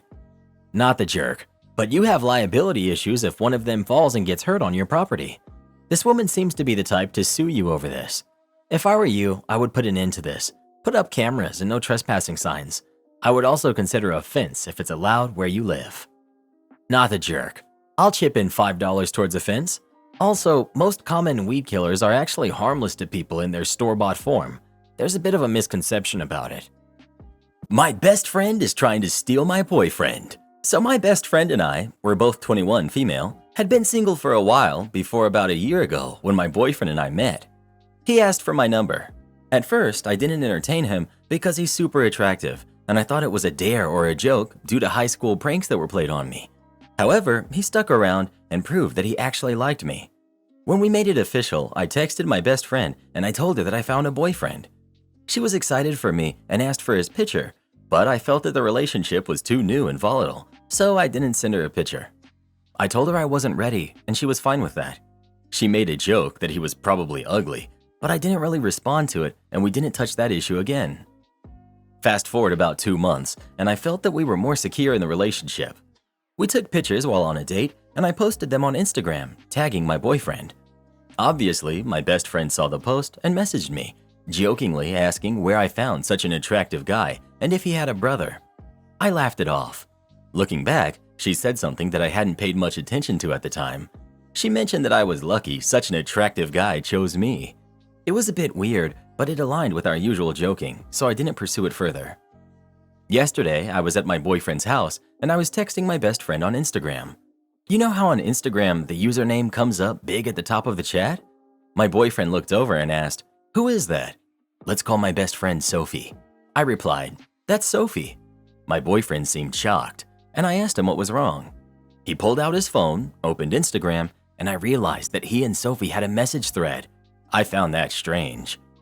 After reading through the message thread, I discovered that after I tagged my boyfriend in the post, Sophie had messaged him, wanting to be friends without mentioning me, and she started flirting with him. He told her that he had a girlfriend, and she implied that she already knew and saw the photo, also mentioning that she was more attractive than me.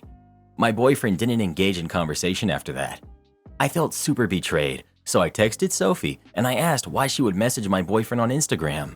She said she messaged him to test if he would be faithful to me when the time comes. Now, I'm not sure what to believe. If she was testing him, she should have shared this information with you. Of course she was being shady. Your friend sounds like an insecure, jealous jerk. Hearing you found someone and immediately trying to knock you down a peg by saying he's probably ugly is very passive-aggressive towards you. Her messaging him without saying anything to you is another swipe at you. She's saying it was a test because he rejected her and you caught her, but her messaging him in the first place is born from her own insecurities and wanting to feel like she's better than you, like it's a competition. It's not, and she's simply a horrible person who's not mature enough to have some introspection or self-awareness about how she acts. She puts you down and is trying to take your boyfriend. She's not your friend, and you need to get rid of her ASAP, or I can guarantee you this type of girl will only continue to hurt you under the guise of, "It's just a joke," or "It's just a test." She's lying, cut her loose. Keep the guy. He's been honest and stood up for your relationship even when you weren't aware. Green flag for him, lose the friend though. She is not a friend. Am I the jerk for leaving dinner to get my son McDonald's even though food was served? A friend of my wife invited my family, my wife, who's 29, our son, who's 5, and me, 26, male, over for dinner with him, he's 30, and his daughter, who's 5. This friend has always followed a strict diet, which usually led us to eat at his place. But since our kids were infants, we hadn't seen him. For dinner, we were served salmon with quinoa and arugula.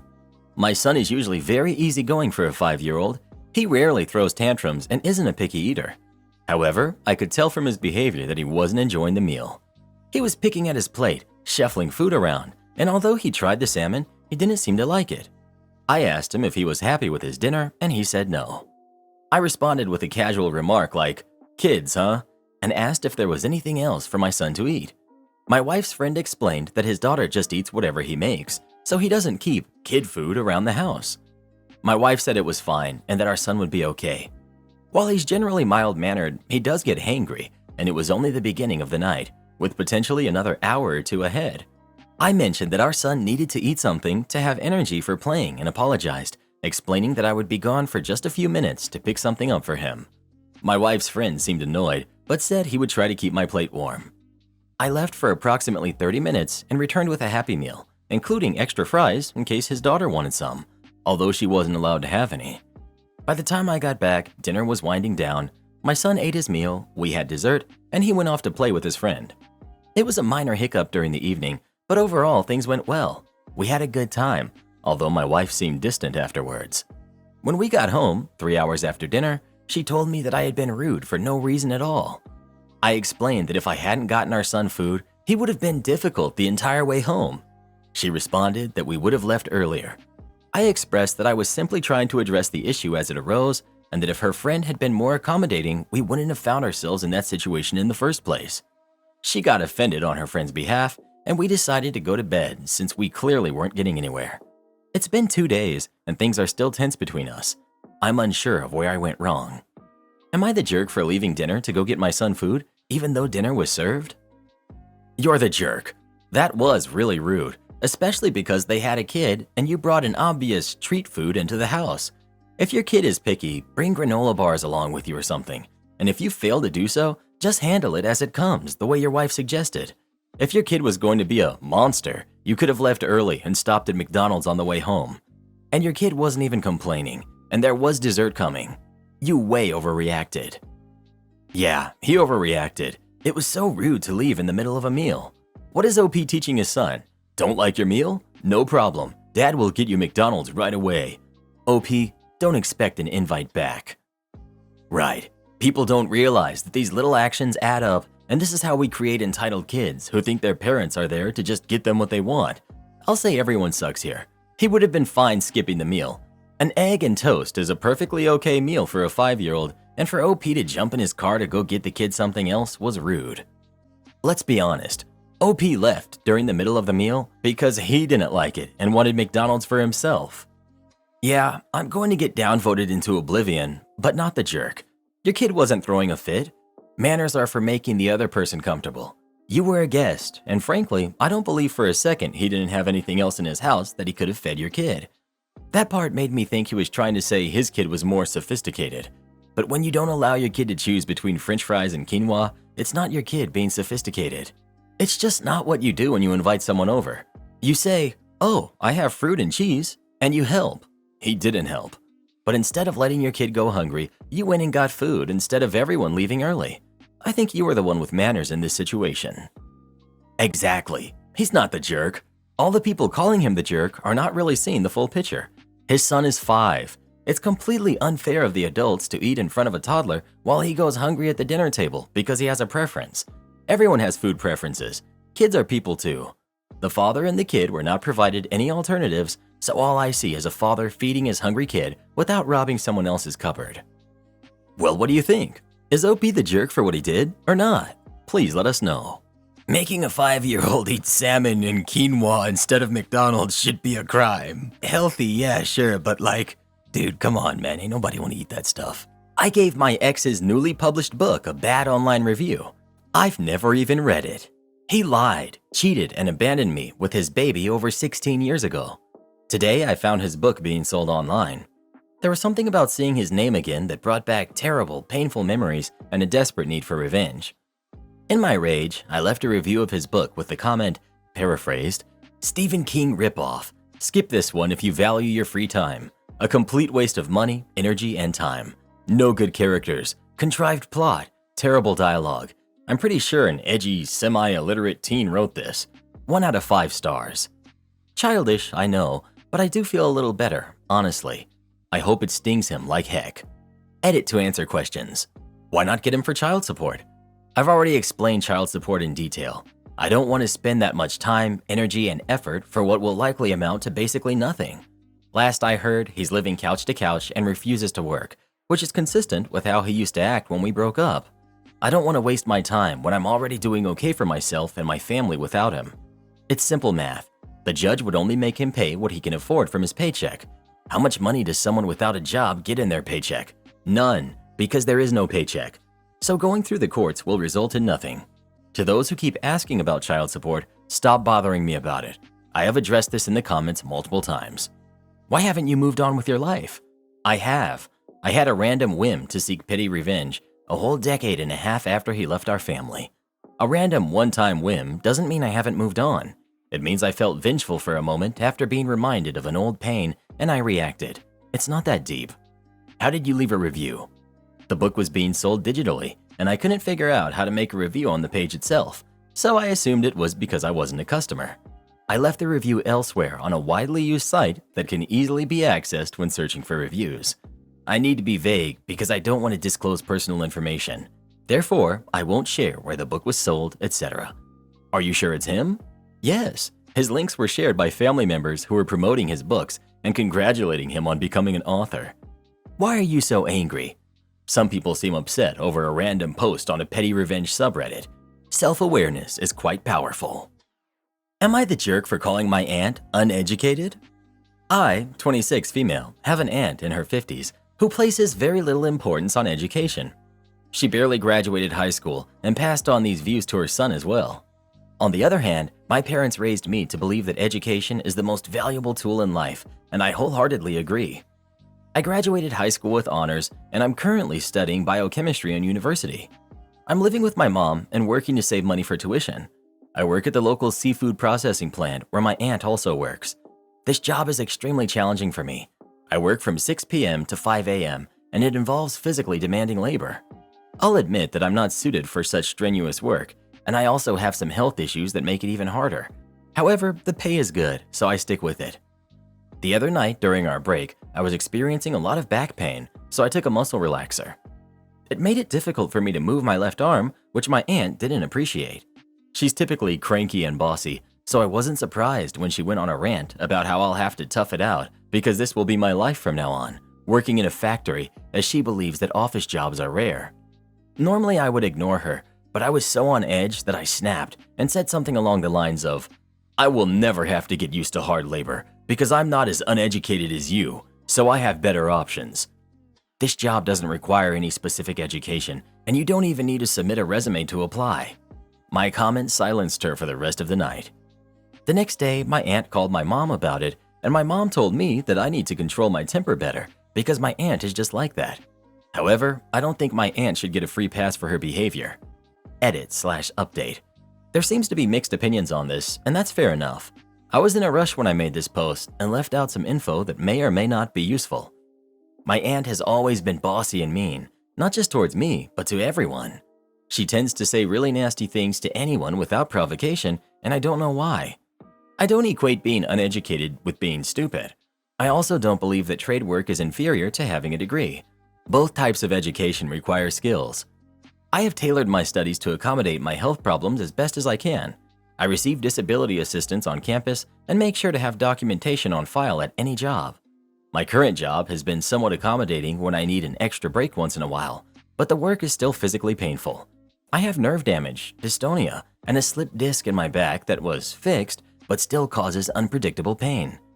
Update: I spoke with my manager about the incident since I assumed he would have known after 4 days, but to my surprise, he didn't.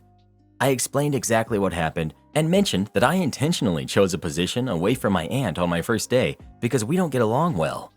They had been wondering about that, but I didn't explain it at the time to avoid concerns about hiring me. My manager said he technically has to file a report on the incident and speak with my aunt, but considering my openness about it, I'm likely not at risk of losing my job. Will I apologize to my aunt? Absolutely not, unless my manager asks me to. She hasn't spoken to me since the incident and avoids sitting with me at lunch. Everyone sucks here. Your aunt was very rude, and to prove how much better you are than her, you stoop down to her level. Your fancy education won't mean anything if that's how you look at people. Everyone sucks here. I'm not built for hard labor. Kind of made me laugh. Not sure what her son has to do with this, but like you admit, the job pays well, so it's working out for your aunt who has a high school education. And apparently you can do it even if you are partway through university.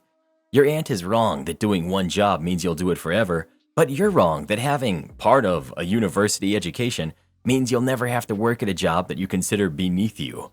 And you're really both too old to fight like this at work. You sound like a jerk.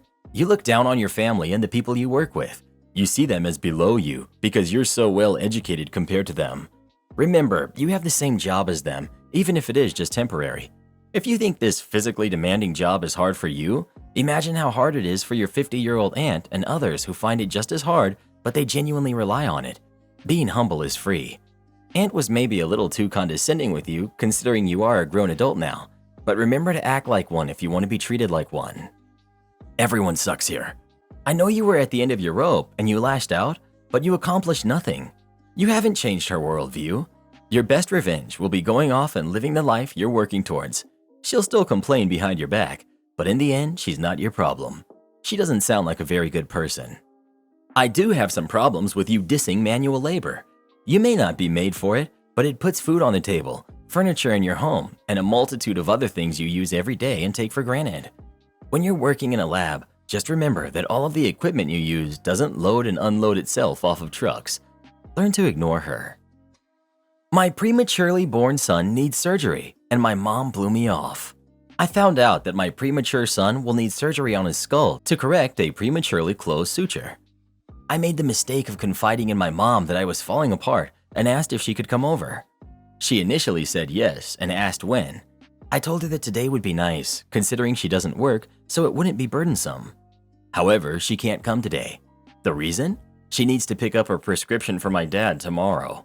But she thinks she could make it work in a couple of days, maybe sometime after 1 p.m. Y'all, I have never asked this woman for anything in my entire life, ever. And the one time I do, this is her response. Then she had the audacity to call me dramatic for being upset.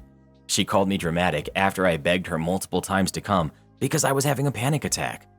I've sacrificed so much in my life to help them, and I also financially support them. I give them a substantial amount of money every month to supplement their income. I've always justified their mistreatment of me, thinking that it's okay because they would be there for me if I really needed them, even though they haven't been there before. But now, my son has to undergo surgery. On his head, where his brain is. I can't stop crying, and she can't even come because she needs to pick up prescriptions for a grown man? I told her not to bother then, and she replied, "Well, that's your choice. I'm here." No, she's not. That's the whole point. That's it. I'm cutting off contact now. I can't imagine my son ever needing me for some reason and me not being there. But for her, no reason is good enough to inconvenience her. No family is better than having a family like this one. I'm done. Edit. He was born during an emergency C-section at 34 weeks, and he had to stay in the NICU for 2 weeks. She has not seen him or me. He's almost 37 weeks gestational age, so he's still premature. Second edit. I have an incredible husband who's my rock. He and I have built our new little family, and I'm sure we can endure all challenges. It's just tough right now. Thank you all for the support. It's still difficult to accept that internet strangers care more about me than my own mom.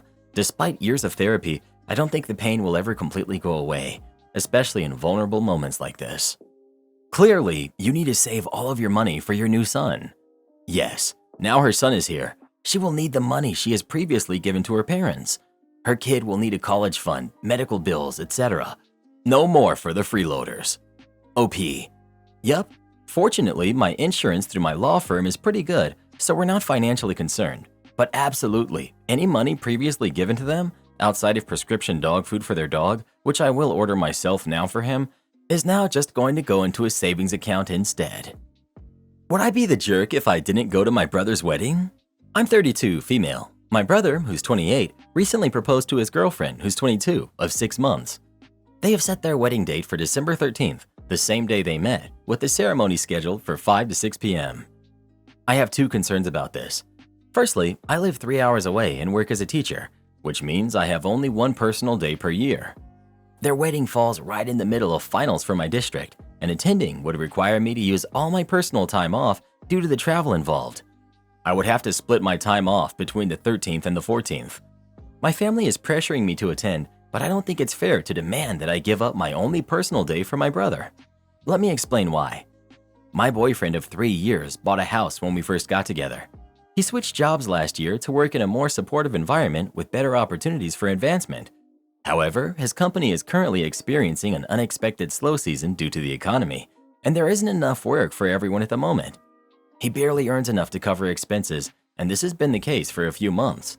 I'm planning to move in with him over the summer to help with bills, and I've been contributing whatever money I can spare.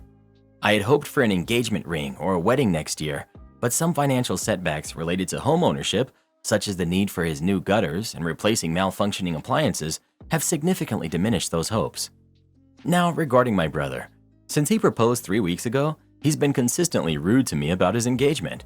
He makes mean remarks about me being single, claims that he can find someone to marry him within 6 months, while I can't get someone to commit in 3 years, and suggests that this makes him a superior person. He also insults my ability to be a good spouse and criticizes my lack of success compared to him. Meanwhile, he and our parents are insisting that I have obligations for their wedding. They expect me, as a former florist, to create the centerpieces and bouquets free of charge.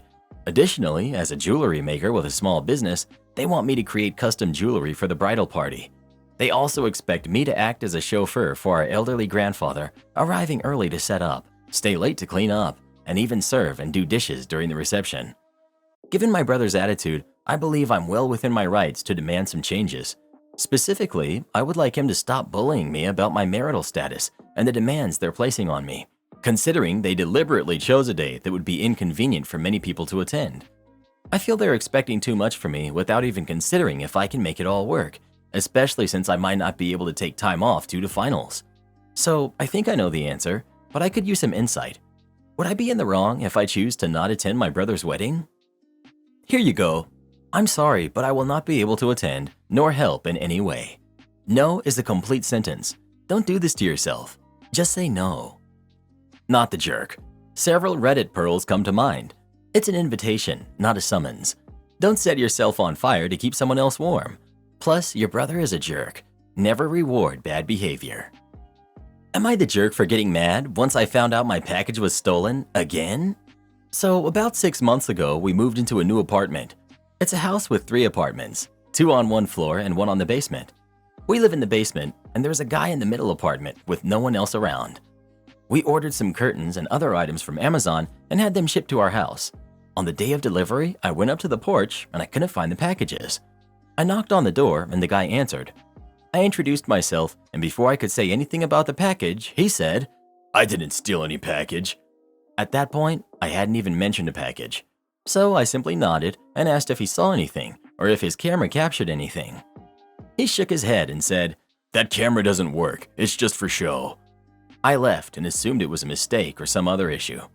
We got our money back from Amazon and ordered again, but this time we had it shipped to my mom's house. We decided to do that until my girlfriend's daughter accidentally had a package sent to our apartment. I kept a close eye on the tracking, and as soon as I saw it was delivered, I rushed to the porch, but the package wasn't there. I felt frustrated, raked my hand through my hair, and kicked one of the house's trash cans out of frustration. I had a hunch and I looked in the trash, thinking maybe the delivery driver put it there. While I was searching, the guy came out and said, "Oh, you're looking for another package?" I closed the lid, and he literally said, "I didn't take this one either." I was on the verge of losing my temper. I went back to our apartment and was almost in tears from anger. The next day, my town's Facebook page was buzzing with activity. Someone had stolen an autistic kid's bike from in front of the local diner. The kid is well known around town, so every shop and business checked their cameras and caught the culprit. It turned out to be the guy who lives above me, the one who didn't steal my packages. So that brings us to yesterday, when I accidentally shipped something to our apartment. I didn't realize that PayPal changed the shipping address. I went up to the guy's apartment and waited for the package. He came out and stared at me, asking, "What are you doing?" "I'm waiting for a package, since I can't trust anyone on this street," I replied. "Well, I didn't steal your packages," he said. "Yeah, just like you didn't steal that bike," I muttered to myself. He got angry and told me to get off his porch. I lost control. All the anger boiled up and came out. I called him a useless jerk and said he was the worst human being in town. I was so furious that all of my words came out in loud, shrill screams. He just kept repeating that he didn't steal anything. Then I went back down to the basement, feeling embarrassed. Am I the jerk for screaming at him? Not the jerk. I'd definitely contact your landlord and possibly the police to at least let them know that packages have gone missing and he's the guy who stole the bike. I'll say not the jerk, but maybe you should have just informed the Facebook page you knew the man in the picture. The absolute cheek of the man to deny taking a package without you telling him about it. I'd be tempted to order a glitter bomb package and see what he has to say. Not the jerk. He clearly knows that he's stealing. Don't feel bad for calling him out. Getting yelled at should be the least of his worries. Father's Day Malicious Compliance. 18 years ago, to the date, I was over at Dad's house and I needed a wrench. And coming from a long line of mechanics, I knew that he'd have one available as I didn't have my kit in my car, so I asked to borrow one. Dad, of course, said yes, handed me the mechanic's toolbox, and just out of habit, I opened it and immediately noticed that a Craftsman 7/16 ratchet end wrench was missing. Again, I come from a long line of mechanics. Every tool has its place, be it in a drawer, a box, or outlined on a pegboard, and I thought it was weird that Dad lost a wrench out of the spare house toolkit. "You're missing a 7/16, I pointed out, showing him the missing slot. Now Dad, being Dad, just had to mess with me a bit. So looking me dead in the eyes and beaming a huge smile, he responded, "It was there when I gave it to you." Mind you, I hadn't left the kitchen. I hadn't so much as shifted my feet. I knew he was lying. He knew he was lying. But it had been ingrained in me since childhood that losing a tool is horrible. Now I knew he was messing with me and I let it go. But from that day forward, anytime we needed something, he'd make a comment like, "Sure wish I had that 7/16 wrench that Coyote lost," or, "You know what would fix it? That missing 7/16 wrench." This went on for months. So one day he made the usual "tease me for losing a tool" comment, and I warned him. I looked him in the eyes and said, "Say it one more time, old man, and you're going to get that wrench every birthday, Father's Day, and Christmas for the rest of your natural life." A few hours passed. I asked him to hand me a tool, and he said, "I can't. You lost it, remember?" I laughed and played it off, but it was on, and that was 18 years ago.